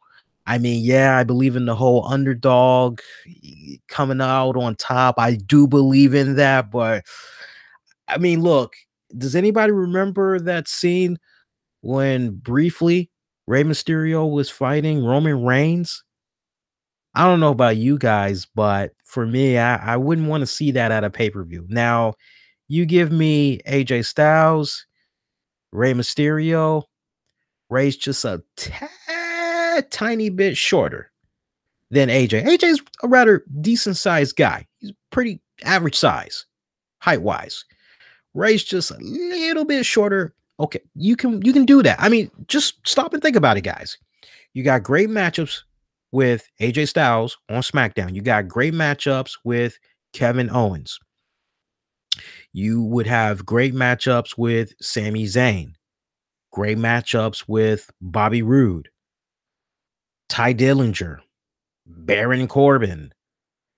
My God, Kofi Kingston, Xavier Woods, Aiden English. I'd love to see something with Rusev. Rusev's got the short, stocky thing going on. That would actually sell pretty damn good, I think. Who else you got over there on SmackDown? I'm just kind of going off the top of my head. Shinsuke Nakamura. Oh my God. Rey Mysterio and Shinsuke. You've got so many dream combination matchups over there on the Blue brand that are like, okay, these are actually believable matchups. Yeah, I could actually, okay, I can like relax my mind and just let my conscience be free. Yeah, let me just kick back and enjoy this, right? Whereas on Raw, there's just, man, just height alone, weight, the width and all that. It's just, I'm just not seeing it. Some of you guys may be like, nah, Lee, I can see Rey Mysterio on Raw taking on, but I think the better matchup would be on the Blue brand, especially at the reduced schedule if they're able to hook up Ray with that. So hopefully Ray and WWE, hopefully they're able to do something in the coming weeks if they haven't already ironed out some type of a deal. So we'll see what goes down. Big congratulations to Drew McIntyre. Drew McIntyre is going to be inducted in the ICW Hall of Fame. Yeah, that's the Glasgow-based Insane Championship Wrestling. They have made the announcement that they'll be inducting McIntyre into its Hall of Fame on Monday, February 12th. And he's actually going to be there in person. It's going to be a one-night only appearance at ICW's Fight Club event at the O2 ABC in Glasgow. And for you guys that's kind of like, huh, what, you got to kind of rewind it back. And anybody that's really been following his career that long, he pretty much was like one of the main faces for ICW back in the day, long before he made his debut for the WWE. And he had came back during his 3-year hiatus away from the WWE. He was the inaugural ICW heavyweight champion. He won that title back. What was that, like 2006? And he had recaptured it again in 2014. So, I mean, he has a long history with the ICW, and it makes a lot of sense that they want to go on ahead and they want to recognize like one of the elites. So, uh, from a PR standpoint, it's a really good move. And then also at the same time, you're paying homage to those that pretty much had helped you in setting up the foundation for everything that has come about since. So, me personally, I don't have a problem with it. Some may say it's a little bit premature, whatnot. I personally don't have a problem with it whatsoever. I thought it was a good deal. Speaking of good deals, good segue. The Miz has signed a exclusive new deal with the WWE. Apparently, it is a 4-year deal. Yes, Ray. Miz has re-signed with the WWE, a 4-year deal. I was thinking of Rey Mysterio just a second ago because I see my boy Gino in the chat. He said Rey Mysterio, Tyler Breeze. That actually would be a good match. I'll give you another one. We were talking about small guys and all that. There's one guy I see on Raw that would be a good matchup for Ray. Apollo Crews. He would definitely be a good matchup. But I like Gino's pick. He said Rey Mysterio, Tyler Breeze. Yeah, that would definitely be a really good matchup. I have seen Tyler Breeze give some pretty. Hey, that was actually a damn good match. I did not think Tyler Breeze had that in him. Yeah, I can see Tyler Breeze delivering a classic for sure. We were talking about Miz, though I didn't mean the lose track like that, but kind of getting back. Yeah, so you have Miz who re-signed with the WWE. He has a 4-year deal. And I'm like, wow. Now take it with a grain of salt. This is according to PW Insider. They're saying that Miz reportedly signed a 4-year deal, but the word is that officials wanted him to sign to a much longer contract. So until Miz says a little something, something, just take that with a grain of salt. But honestly, I hope they re-signed him. I hope that it's honestly a situation where I'll look at it from this standpoint. If WWE did try to sign The Miz to a longer deal, they truly are appreciative of all the work that he has been putting in for them over the years. And okay, now he's starting to get his just due. At the same time, though, I think there needs to be a much more long-term plan for The Miz because I think The Miz has proven time and time and time and time again. If you give him chicken shit, he makes it chicken salad and it is delicious, baby. So for me, I just hope that if it's a situation where they are negotiating a new deal, part of it could see, all right, we're going to give you another run as champion right after we get done with this person and this person and this person. We're going to give you a run. We got to stay the course right now. But hey, if one of these guys gets injured, yeah, that'll definitely bump you up. You'll get your shot a lot sooner. But this is the course we're going to go with. But yes, this go round, we will be coming back to you and we'll be seeing. They got nothing to lose. They've got nothing to lose. I feel they have nothing to lose and so much to gain. It's now gotten to that point with regards to The Miz that fans have finally started warming up to him. Like, and it's interesting to see how they react to The Miz now. It's like now there is truly an appreciation for how this guy's just been able to stay relevant all these years later. And I think that's a testament to him of never being, what's the right word I'm looking for? Never settling, never just being content. Because when you are content, you stop trying to grow. You stop trying to evolve, and you're just kind of like, well, I got this good thing going. I'm not really interested in pushing the envelope, rocking the boat. I'm done. I'm good, man. I'm good. I'm getting my money. That's all that matters, right? But the Miz just seems like one of those type of guys that just, man, they did me like this. Man, I need to show them that they made him, and he's just always able to capitalize. And it's taken Miz a couple of years, but he's really, really been coming around. And I think honestly, you got to trace it all back. Some, I would kind of trace it back almost to when he was hosting that last season of Tough Enough, because he was making it. Oh, you got to watch, because you just don't know what the Miz is going to say. He was able to just really let his personality hang out, talk on the real with the contestants, and ultimately that set him up perfectly for talking smack. And that's honestly what really made a lot of eyes be like, wait a minute, Miz got something here. And it just seems like ever since talking smack, some could even say the Tough Enough, you've just really have had a longer appreciation, a better appreciation at that for the Miz. I can remember being on this very show. I'm curious if it's somewhere floating around on the web. I remember when he was doing the Tough Enough this last go round, and I said, "Hey, I have new appreciation for the Miz now." And people were like, what are you smoking? Da, da, da. And I'm like, no, you've got to watch Tough Enough. You've got to see how this guy's like, it's a new side of the Miz. And I think it's one that could resonate well on TV. They just got to tune it just right. And it took them a little bit of time, but they finally were able to do that. And you don't really hear a lot of heckling, booing for the Miz like that. Miz pretty much got the fans in the palm of his hands. The fans want to root this guy on. They want this guy to excel.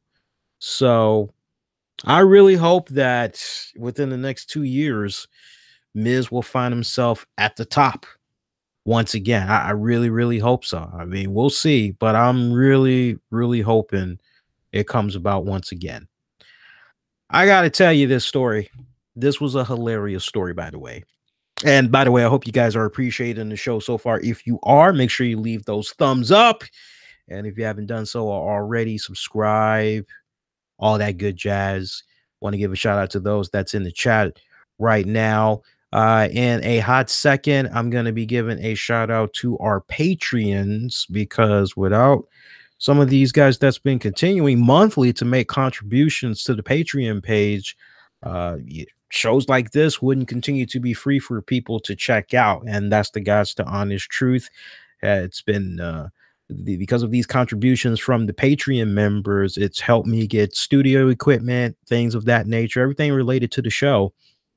And by the way, there is a new episode of 30 with Lee that's available right now. Me and Tammy, we had actually took a crack at reviewing Al Pacino's latest effort, Hangman. Interesting movie. You gotta check it out. The review, that is, of what we had did. But yeah, I'm finally getting back into the rotation of doing more content for Patreon now that I have a lot more free time. I'm loving it, by the way. Go on patreon.com/RCWR show. Kind of did a little bit of tweaking with the tiers. But in a little bit, we'll give a shout out to our Patreon members. Let's continue on with the show for now, though. I wanted to get into this because when I first read this, I'm going, whoo, wee. And then when you fast forward some hours later, I don't know for you all, but I'm still going, whoo, wee. So Cody Rhodes, once in a blue moon, he'll do this whole ask me whatever questions you want to ask me. I've got 10 minutes. I've got 30. Come on, shoot. And I remember there was actually one question I shot at him. I said something along the lines of, hey, do you prefer trunks or do you prefer tights? And he said, no, I prefer tights. And I can't remember what he said as far as the explanation, but it was a really good. It wasn't as simplistic as a lot of you all think. Why does he like tights? Does he like tights because he doesn't have to? And then when I say tights, I mean the long tights. I don't mean trunks. All right. And I basically had asked him trunks or tights, and he was like tights. And it wasn't one of those simple answers like, oh, so he can stop showing his legs. It wasn't anything like that. He explained it to me, and I was like, okay, that makes a lot of sense. Cool. So he does one of these Q&A things, and one of the questions that was asked of him was his interpretation, his take on Vince McMahon. All right. Basically, he had this question that was put out there on whether or not he felt Vince McMahon holds talent back. And I want to say one of the questions that was being asked specifically was if Vince McMahon holds back talent that comes up from specifically NXT. And y'all know Rhodes, he's been working for the WWE from like 2006 all the way up until 2016. He's been having a really good run right now with ROH, New Japan. He's got this all-in event that's going to be launching pretty soon later this year. So beautiful wife, by the way, very beautiful wife. So, I mean, this is a man that is just blessed on so many levels right now. And he addressed this question. He didn't have to. All the questions that was coming at him, he didn't have to address it. But he said, and I quote, he doesn't hold anybody back. A lot of times it's hard for fans to accept that some of their favorites have a ways to go or that they become lazy after they get their first LE check. And he actually took responsibility, self-accountability, I should really stress, as far as his Stardust character not evolving past mid-card status. He said Stardust, for example, didn't go beyond tag gold because I wasn't improving and I also got out of shape.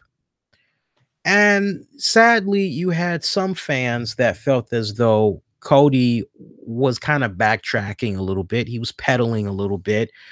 And you had some that believed he was being too political. And, when it was insinuated that, hey, Cody, you're backtracking, dude. What the hell? He said, and I quote, I never said I was being held back. The context of the question can change my answers. I'm sure sometimes I sound bitter or sometimes I sound humble. Fans who follow me get a more clear picture of who I am. You're insane if you think I can do all in 2018 and a return. That's pretty much, where he left it. And God, all right, this is where the story gets really interesting. So, we have people in our community of YouTube. All right, now I should know. Was I one of the guys some years back when it came to YouTube and like every single time you turned around, viewership was just subscriptions, just yes. Me and he's from the DMV area himself. Me and OTR as Central. All right, we definitely were guys right along with some other people, week in, week out. We just continue to be there, years back, just pumping out the content on YouTube. And as longtime listeners know, I just decided, you know what, YouTube was having just a little bit too many politics for me that was going on. I pretty much walked away from YouTube, just saying, I like the whole radio thing that I'm doing. I mean, eventually that's what I plan on going to school for. That's what I'm trying to learn. Let me get into this whole thing and figure out the audio mixing and all this other cool stuff. So I kind of was like, YouTube, whatever. Just not worth it. But OTR Essential, he kept going, and say what you will about the guy. He has his fans. The guy has his fans. All right. I don't agree with everything that he says, but there is that part of me that respects his opinion, because at the end of the day, that's his opinion. I may not agree with everything that he says, but hey, that's his opinion, right? So he sees what Cody Rhodes has said, because one of his listeners or followers was like, "Hey, dude." And he said, "I think it's a great example of Cody Rhodes taking accountability for himself and his career trajectory, which I commend him for. That said, it's a political answer and not exactly grounded in reality. To say Vince doesn't hold people back is just flat out false." Okay. Now, you know what? I'm looking at that first half. I love that first half.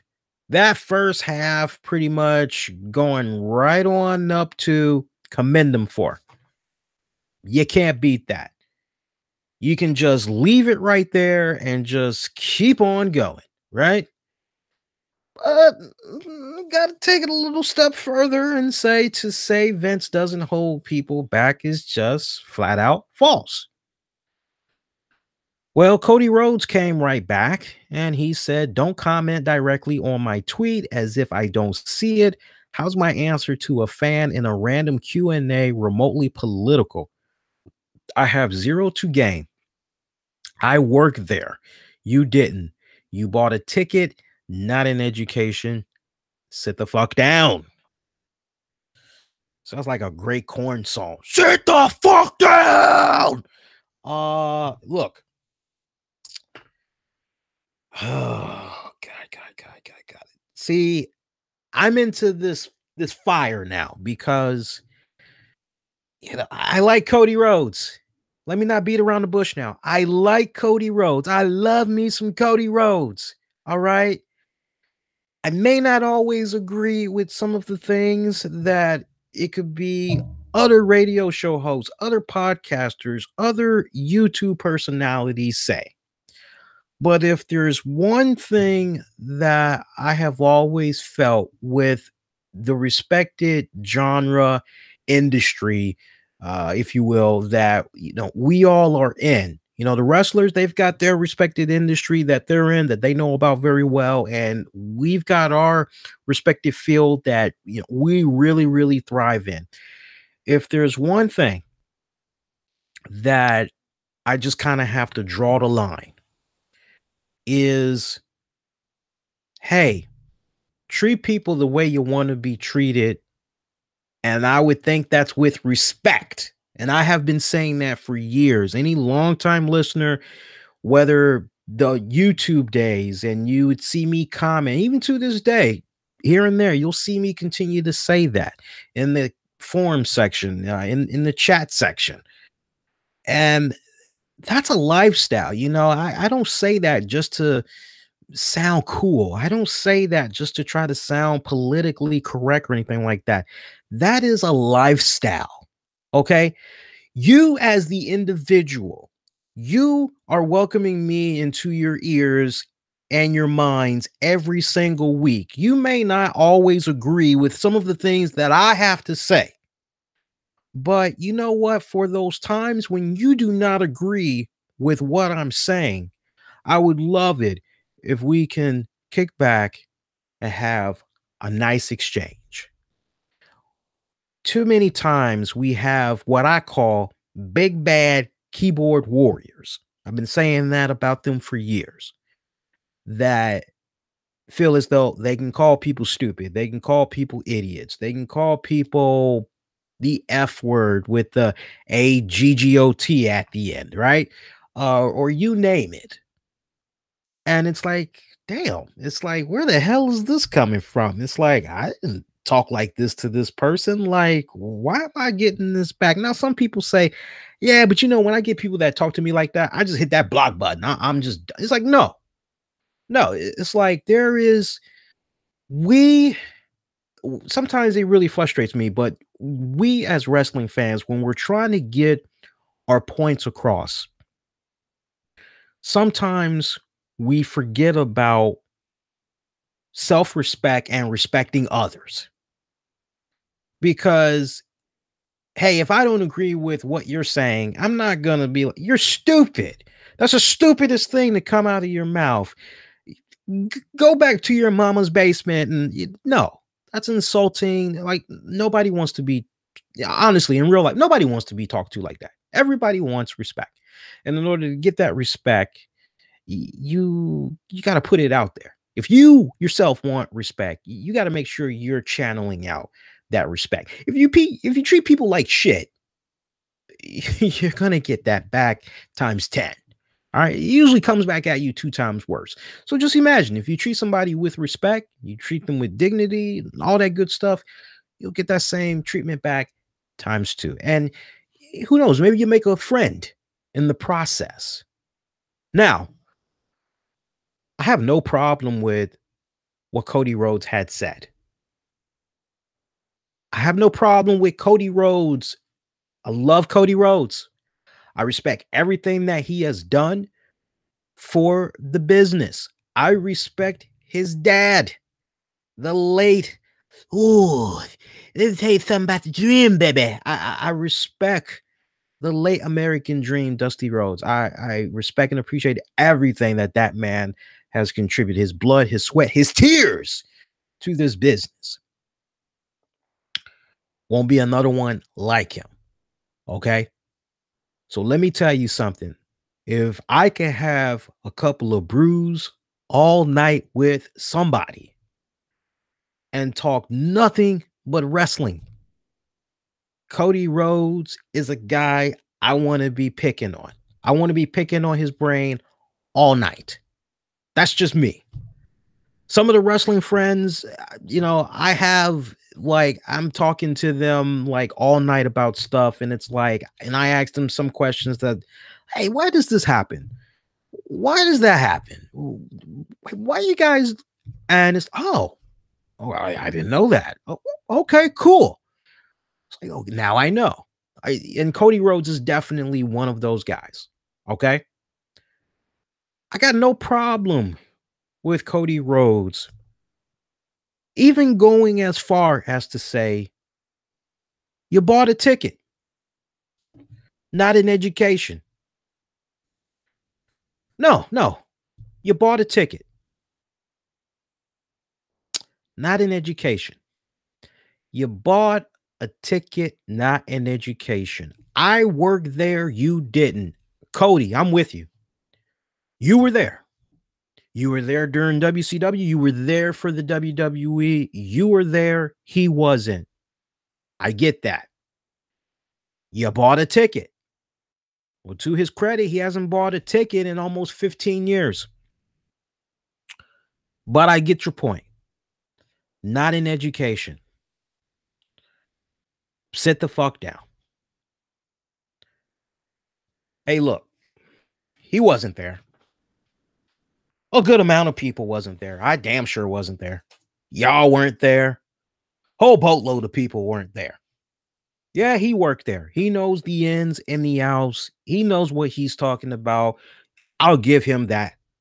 I will give him that. But when you have people that worked for the WWE during that same time frame that Cody Rhodes worked in the WWE, and they now have gone on, either they're doing shoot interviews or they're doing podcasts, you name it, or they're working in another wrestling promotion and they're given the opportunity to shoot off about some of the things that they experienced when they were working in the WWE. You're going, whoa. Now, granted, once in the blue moon, you can have a person that comes along and you're going, I don't really know. Man, they kind of seem like they might be throwing some bullshit out there. But like, if you've got, I always say, when 2 or more people are coming out of the same environment, the same circumstances, the same situation, and they're saying the same negative things, that's got weight in my book. That's got weight in my book. So, yeah, you know what? He wasn't there. He bought a ticket. You're very well right. But what do you say to guys like Ryback? What do you say to guys like CM Punk? What do you say to guys like, oh, I don't know. God, I'd be here all night. Brodus Clay. What do you say to guys like Ethan Carter III? What do you say to guys like, oh, give me a name. Did I say Evan Bourne? Matt Sydal? What do you say to guys like him? There are so many people that are like feeling a certain way that they feel about the WWE as far as being held back. Now, look, he didn't have to answer this question. He didn't. He honestly, with the amount of followers that Cody has, again, I love Cody, but I'm not sugarcoating it. Cody could have easily been like, I'm not responding to that. You know what I do on social media? If I see somebody that is not one of you all, a follower or listener of the show, and I just see all of a sudden you inject yourself in a conversation I'm having with somebody, and what you're saying, you'd be surprised. I've seen some stupid stuff come my way, and I'm going, oh, I don't want to read that stuff anymore. I don't want to hear from that person anymore.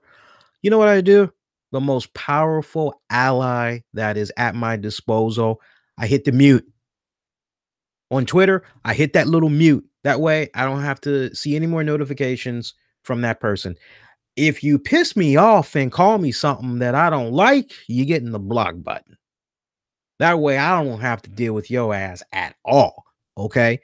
And I just don't understand why Cody even, I don't know if maybe he had a couple of drinks or if he just kind of felt a little bit feisty, if he just kind of felt like he had to address that or what.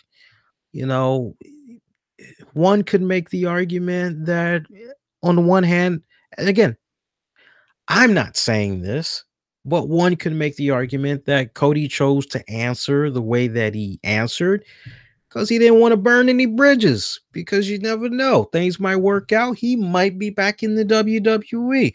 Hey, maybe Cody's trying to work out some type of a deal with the WWE so that he'd be able to use that Rhodes name.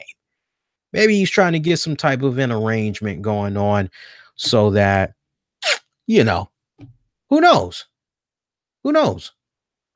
But I tell you, man, like one thing that kind of infuriates me a little bit is, some of these wrestlers, and I'm not saying that Cody, because honestly, no, I'm not. If I felt Cody was operating a certain way, I'd call him out on it. But what Cody said always kind of reminds me sadly about some on-air radio personalities, some podcasters that are doing it right.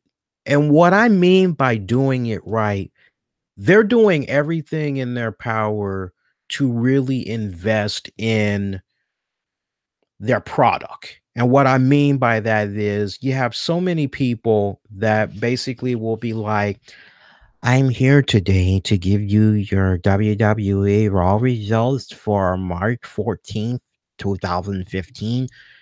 And Cody Rhodes had lost a match to Triple H. And from Mayor John Cena, he came out and he said he wanted a match against the Great Khali. Stephanie McMahon said she was going to fire Eric Bischoff if he doesn't do his job right. Brock Lesnar's looking for a new challenger to beat up this week.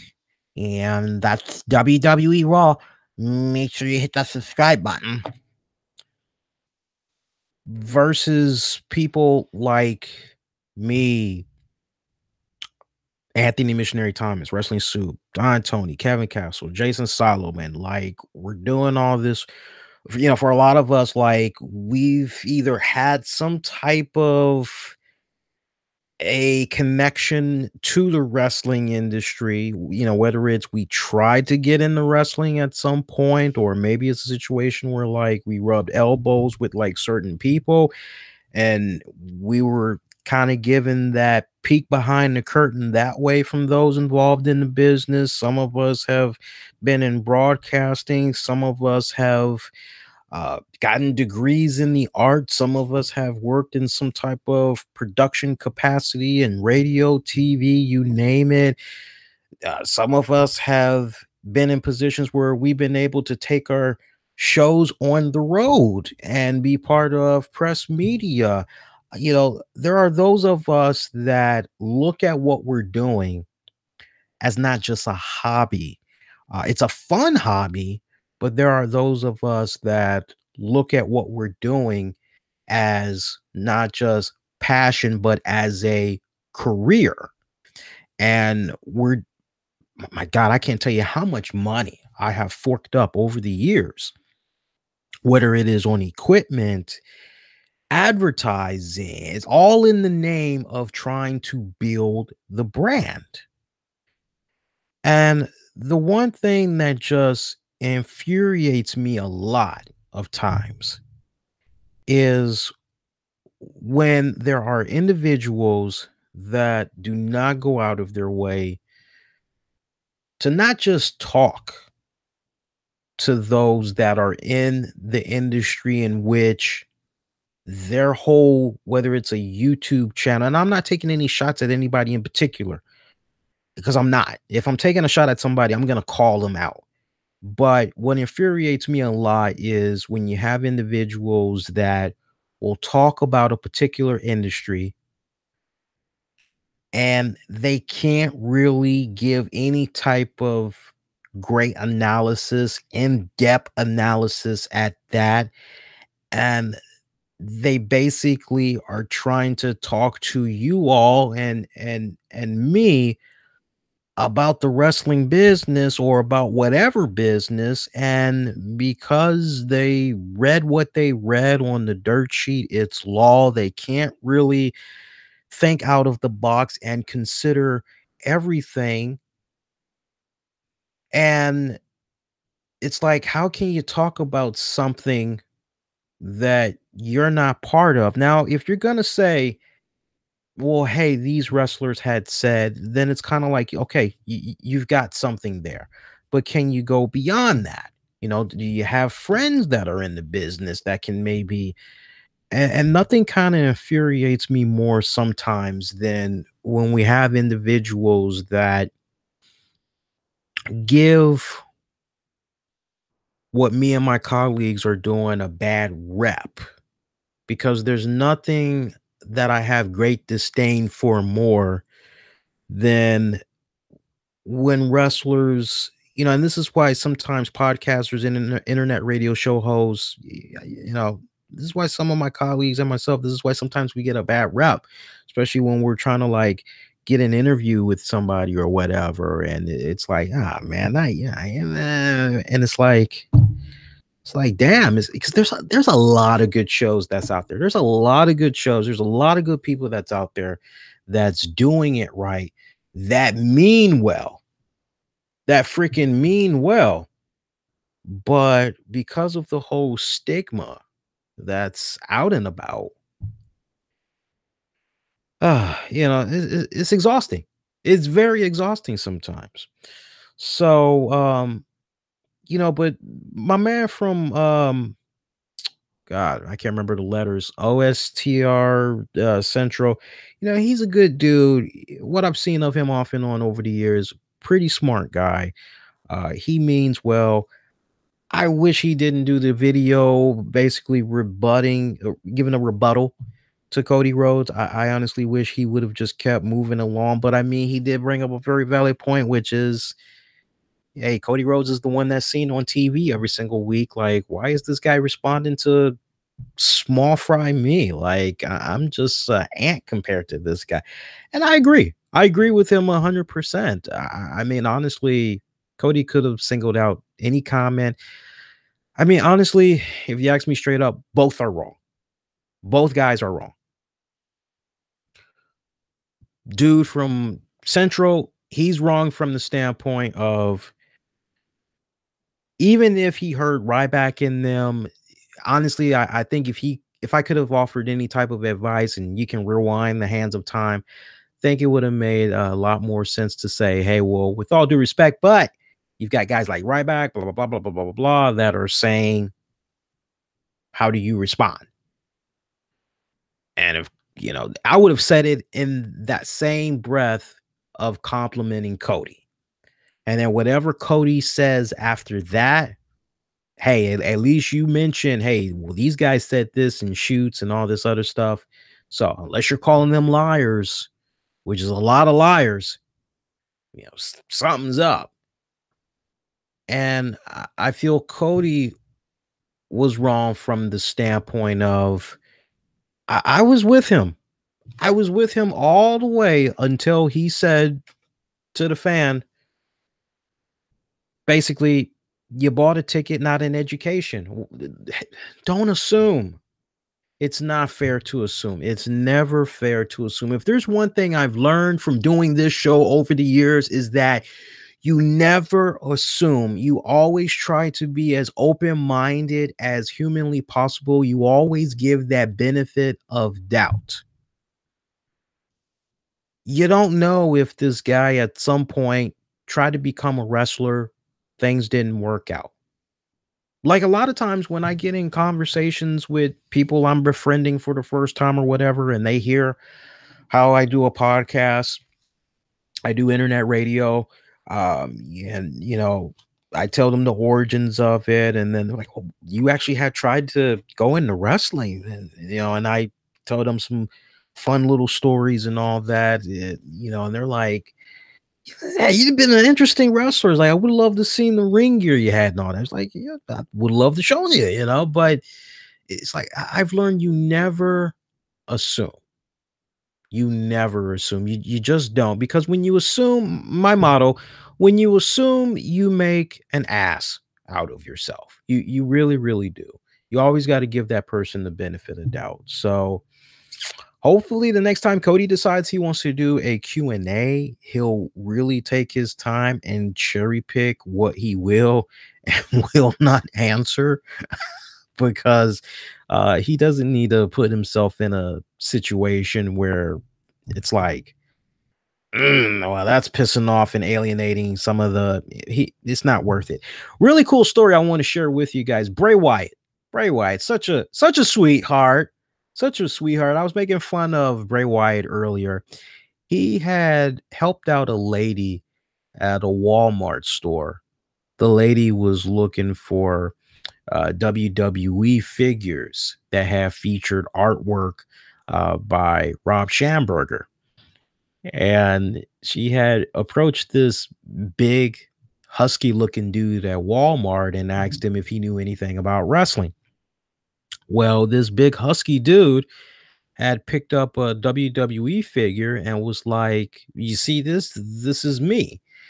And it was such a cool freaking moment. The mom had shared a selfie pic with Bray Wyatt, and you're kind of going, wow. Awesome. I mean, when I heard that, that really made my day because it was like, and of course, Walmart being the cheap plug artists that they are, they had to try to capitalize on that and spin that on themselves. But honestly, I just Walmart saying what they said, getting a little whatever, just putting that to the side. I just thought that was so freaking awesome. Here's a woman that doesn't know anything about wrestling and she's just shopping in the toy aisle. I mean, how many of us haven't been in that position before? I don't know when was the last time you guys went to the toy section in Walmart, but something that I always do once a quarter. I always do it once a quarter. I always at Walmart, and Tammy knows this very well. She's like, she sometimes somehow she knows. She goes, "You're going to the toy section, aren't you?" I'm going, "Yeah." And I never buy anything. There used to be many years back, I would probably say almost 10 years ago, I had like all the WWEs in mint condition, all the WWE figures in mint condition in their original packaging. I had all the Jack Specific, not specific. I apologize, guys. Jack's Pacific. I had all those figures. I mean, you name them, right on up until they made the arrangements there with who are they now with Mattel, I think it is. I pretty much was heavy into collecting those things, and I was sitting on a nice little gold mine of money. Um, kind of got a brain fart there. You guys got to forgive me. I remember a lot of times I would go into the toy sections, mostly at Walmart, Target, Toys R Us, and I'd see, okay, what's popping? What's got the kids talking? And once I grew out of that phase, for those of you that's curious, I sold all of those figures. I sold them all and or gave them away for charity. All right. So Toys for Tots, all that good stuff. So nowadays, I just once a quarter, I go in the toy section. Usually it's Walmart just to see what the kids are talking about. It's like, oh, okay. All right. WWE. Okay. Oh, Teenage Mutant Ninja Turtles. Okay, cool. Damn, they're still tripping over Transformers. It's like, oh, okay, cool. So it's cool because like it's true. You never know who you're gonna run into really at a place like Walmart. Stranger and funnier things have happened. Can I go back to Mixed Match Challenge on Facebook Watch? I think we all need to be concerned because the numbers just seem to be getting worse and worse by the week. Okay. So check this out. Week one, when it premiered, you had 132,000 plus viewers. You go into week two, you had 92,000 viewers. Okay. So it went down by 32%. And if you guys just kind of remembered what I said almost towards the beginning of the show, I just told you guys how week three, pretty much, I saw it. The highest was like 71,000. So that's not good. That's not good. And I had it like as soon as 10 o'clock had hit, I was already like there. And I'm kind of watching it as I'm setting up the show. And it's like, damn, that's not good. So just for the sake of the argument, I'm gonna say probably, sorry for the long pause, I'm gonna say this week, just to be nice, just to be kind of modest, give it that benefit of doubt, I'm gonna say 77,000 for week 3, episode 3. But still, that's pretty low. And I have a feeling that after this experiment is over, WWE is just gonna kind of be like, yeah, we're done. I think regardless, they're doing this because they've committed to Facebook the arrangements that they made with them. They're going to be doing this for 10 weeks. So sadly, we've got 7 more weeks of this to go.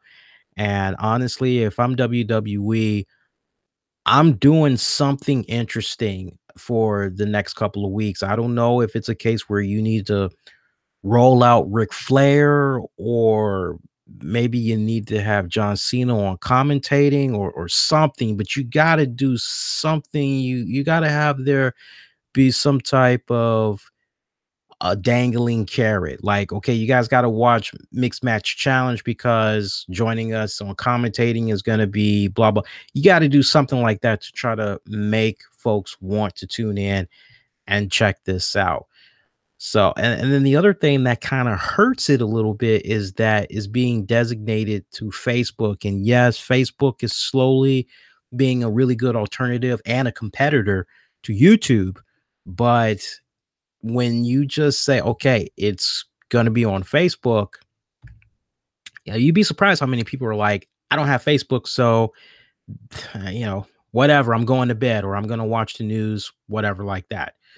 So interesting. I'm concerned. If you ask me straight up, I am concerned because I want for these guys to succeed. But when you keep bringing in low numbers like this, you're kind of going, okay, it's time to like shake it up. Here we are, 3 episodes in, and this isn't coming out good. So, see, other than that, I'm trying to see if there's anything else I want to get into on tonight's episode here. Let me look at the show notes real quick, guys. I think we're getting down to the wire, though. I see we're about at the 2 hour, 3 minute mark. Bear with me here a second, guys. And if you haven't done so already, make sure you give me a follow on Twitter, Facebook at the RCWR show. We've been picking up a decent amount of likes on the Facebook page past couple of weeks. Really been appreciating that love and support. Definitely. Oh, yeah, I knew I forgot about something. Hey, as I had, and I look, I told you guys, this isn't one of those, oh my God, you were right. It's just, the pattern. When you look at the ratings, as long as I have over the years, you just kind of notice the pattern. But remember, we were on this show last week, and I said to you guys, hey, Raw, yeah, Raw 25, yeah, that's great. But let's see what happens once you go into the Raw after the Royal Rumble. And yeah, we had a significant decline in the ratings, right?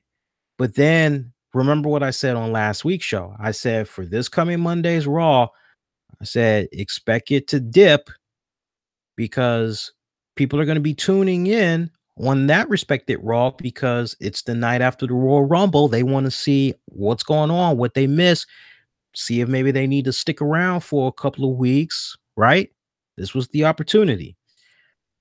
And I said to you guys, now that the Royal Rumble is in the rearview mirror, and folks are kind of going, okay, so now that I'm watching Monday Night Raw, what I watched at the Royal Rumble, I'm not seeing any of those people that were at the Rumble here tonight on Raw. And then it's kind of like, well, let me go into SmackDown. But let's stay with Raw, right? Let's just talk Raw. I said to you guys, hey, I expect the numbers to dip a little bit more because now you kind of got that leftover residue from the Rumble. Now that they've watched the post Royal Rumble Raw, they're like, okay, I'm done. So this week's Raw, fairly decent. I mean, for the most part, they were able to keep what they had from last week. Not that bad. I mean, when it's all said and done, it was down 10% from last week's episode, which had 3.395 million viewers. That was for the post Royal Rumble episode. See, the first hour drew 3.161 million viewers. Not bad. Second hour drew 3.202 million. And the final hour drew 2.793 million viewers. So that's not really that bad. So I mean, when you go back and you look at the history so far, so you go back to the January 22nd episode, which was Raw 25, 4.530 million viewers. January 29th, 3.395 million viewers. That's the post Royal Rumble episode. And now you go to this past Monday, February 5th, you basically had 3.055 million viewers. So do I expect that to get a little bit lower? Yeah, I expect it to get a little bit lower again. I mean, we've seen this pattern over the years, and honestly, they need something popping right now. And I don't think things are really going to get popping for the WWE until they're really officially on the road to WrestleMania. Like some would say, but they're on the road right now. No, not when they got this Elimination Chamber pay-per-view coming up and all this other hoo-ha. Like, nah, they got to put those in the rearview mirror before they finally, hey, now it's all about Mania. And one other thing I want to point out to you guys, it looks like I was taking a look at wrestling DVDs. It's a cool little website. You can usually see when they're working on some upcoming DVDs and all that. And it looks like there is a Shane McMahon DVD that is in the works right now. So the way it's looking, I think this is out now. But sometime this month, if it's not already out yet, you've got the best of Raw and SmackDown 2015. It's a match compilation. March, you've got the best of NXT. That's going to be a match compilation. April, Dudley Boys. That's going to be a documentary. That's going to be available on DVD and Blu-ray. In May, you have Shane McMahon or Best of the United States title. That's a match compilation, DVD, Blu-ray. Yeah, all these are DVD, Blu-ray. June, Eric Bischoff. Apparently, there's going to be some type of a new documentary. Scott Hall in July, a new documentary. September, WWE Hardcore. There's going to be a match compilation. November, you have, oh my God, ECW's top 50 craziest moments documentary. And in December, the true story of Royal Rumble, a documentary. So I'm actually looking forward to that. And after that, speaking of DVDs, I'm actually going to be watching it tomorrow night. I am finally going to be kicking back and I'm going to be watching the Breaking Kayfabe with Vince Russo that had came out a couple of weeks ago. I'm actually going to check that out. After I get done watching it, I'll probably record some type of, I guess, afterthoughts. I'll probably upload that on YouTube. Other than that, that is it. That's a show. It's DONE done. So let me just recap for you guys real quick while I still got y'all's attention. So Wednesday night, later tonight, February 7th, 8:30 p.m. Eastern, be live on Spreaker. Again, 8:30 p.m. Eastern. Be live on Spreaker.com/user/the RCWR show. You missed that link. It's in the episode description. I will play for you guys the conversation I had with Kayfabe Commentaries Sean Oliver. And for those of you that's not going to be able to listen to it live, if you come back around like 9:30 p.m. Eastern, it'll be available on Stitcher, iTunes, the usual platforms for you all to download. And then Thursday night, 9:30 p.m. Eastern, I will be making a cameo. As far as I know, I'm not going to be on the whole show. So I'm not going to tell you guys I'm going to be on for the whole show, but I know for a fact I'm going to be on for several minutes because there's some stuff I need to I'll be talking about with Missionary and Joey. I'll actually be on Wrestling Soup. So make sure you tune in. That's going to be fun. And yeah, of course, I'll be back here for you guys next Tuesday night. That's going to be fun. But do check out the interview with Sean Oliver. That's going to be coming up. You'll actually be able to interact with me. I'll be live in the Spreaker chat. I'll be interacting with you all. You feel free, come on in, say hello, all that good stuff. So for you guys on YouTube, I do appreciate you guys. And actually, let me just poke my head in the chat here, man, because I don't want to end the stream and I didn't read some of the comments in the chat, man. Let's see. What's up, Austie? I agree with Austie. I don't understand how that's celebrating. Like, yeah, I don't get that. We're talking about the whole Eagles Philadelphia celebration. And it was pretty much a freaking riot. Shout out to Wrestling Titan. He is in England, I think. It's like probably by now it's almost 6 a.m. Shout out to him. See here. I have a feeling with regards to my Bray Wyatt Tootsie Roll. I have a feeling Epic Sports is going to have some good fun with that. Oh, wow. That's a different topic for another time, my friend. Shout out to Morello. Why can't we just band together as fans and walk out of arenas when Roman Reigns come out? It's not everyone, but 1/3 of the arena just getting up and leaving would have an effect. Dude, I am so not touching that one. I'm not. I'd be here for an extra fucking hour talking about Roman Reigns. No, I'm not touching that, dude. No, you're not going to get me to get on that one. I'm not touching that. Shout out to Matthew. Matthew, let me know your YouTube handle, and I'll try to see if you maybe had got flagged as spam. Once in a blue moon, that'll happen. And hopefully it didn't, but let me know your YouTube handle and I'll make sure that you're good to go for the upcoming show so you can try to chat in the YouTube chat. So you can chat in the YouTube chat. I like that. If you want to. All right. So YouTube, Spreaker, I appreciate you guys. YouTube, we're going to say goodbye to you guys. Make sure you give me those thumbs up, like, comment, subscribe, all that good jazz. We appreciate you as always. YouTube, good night, good morning.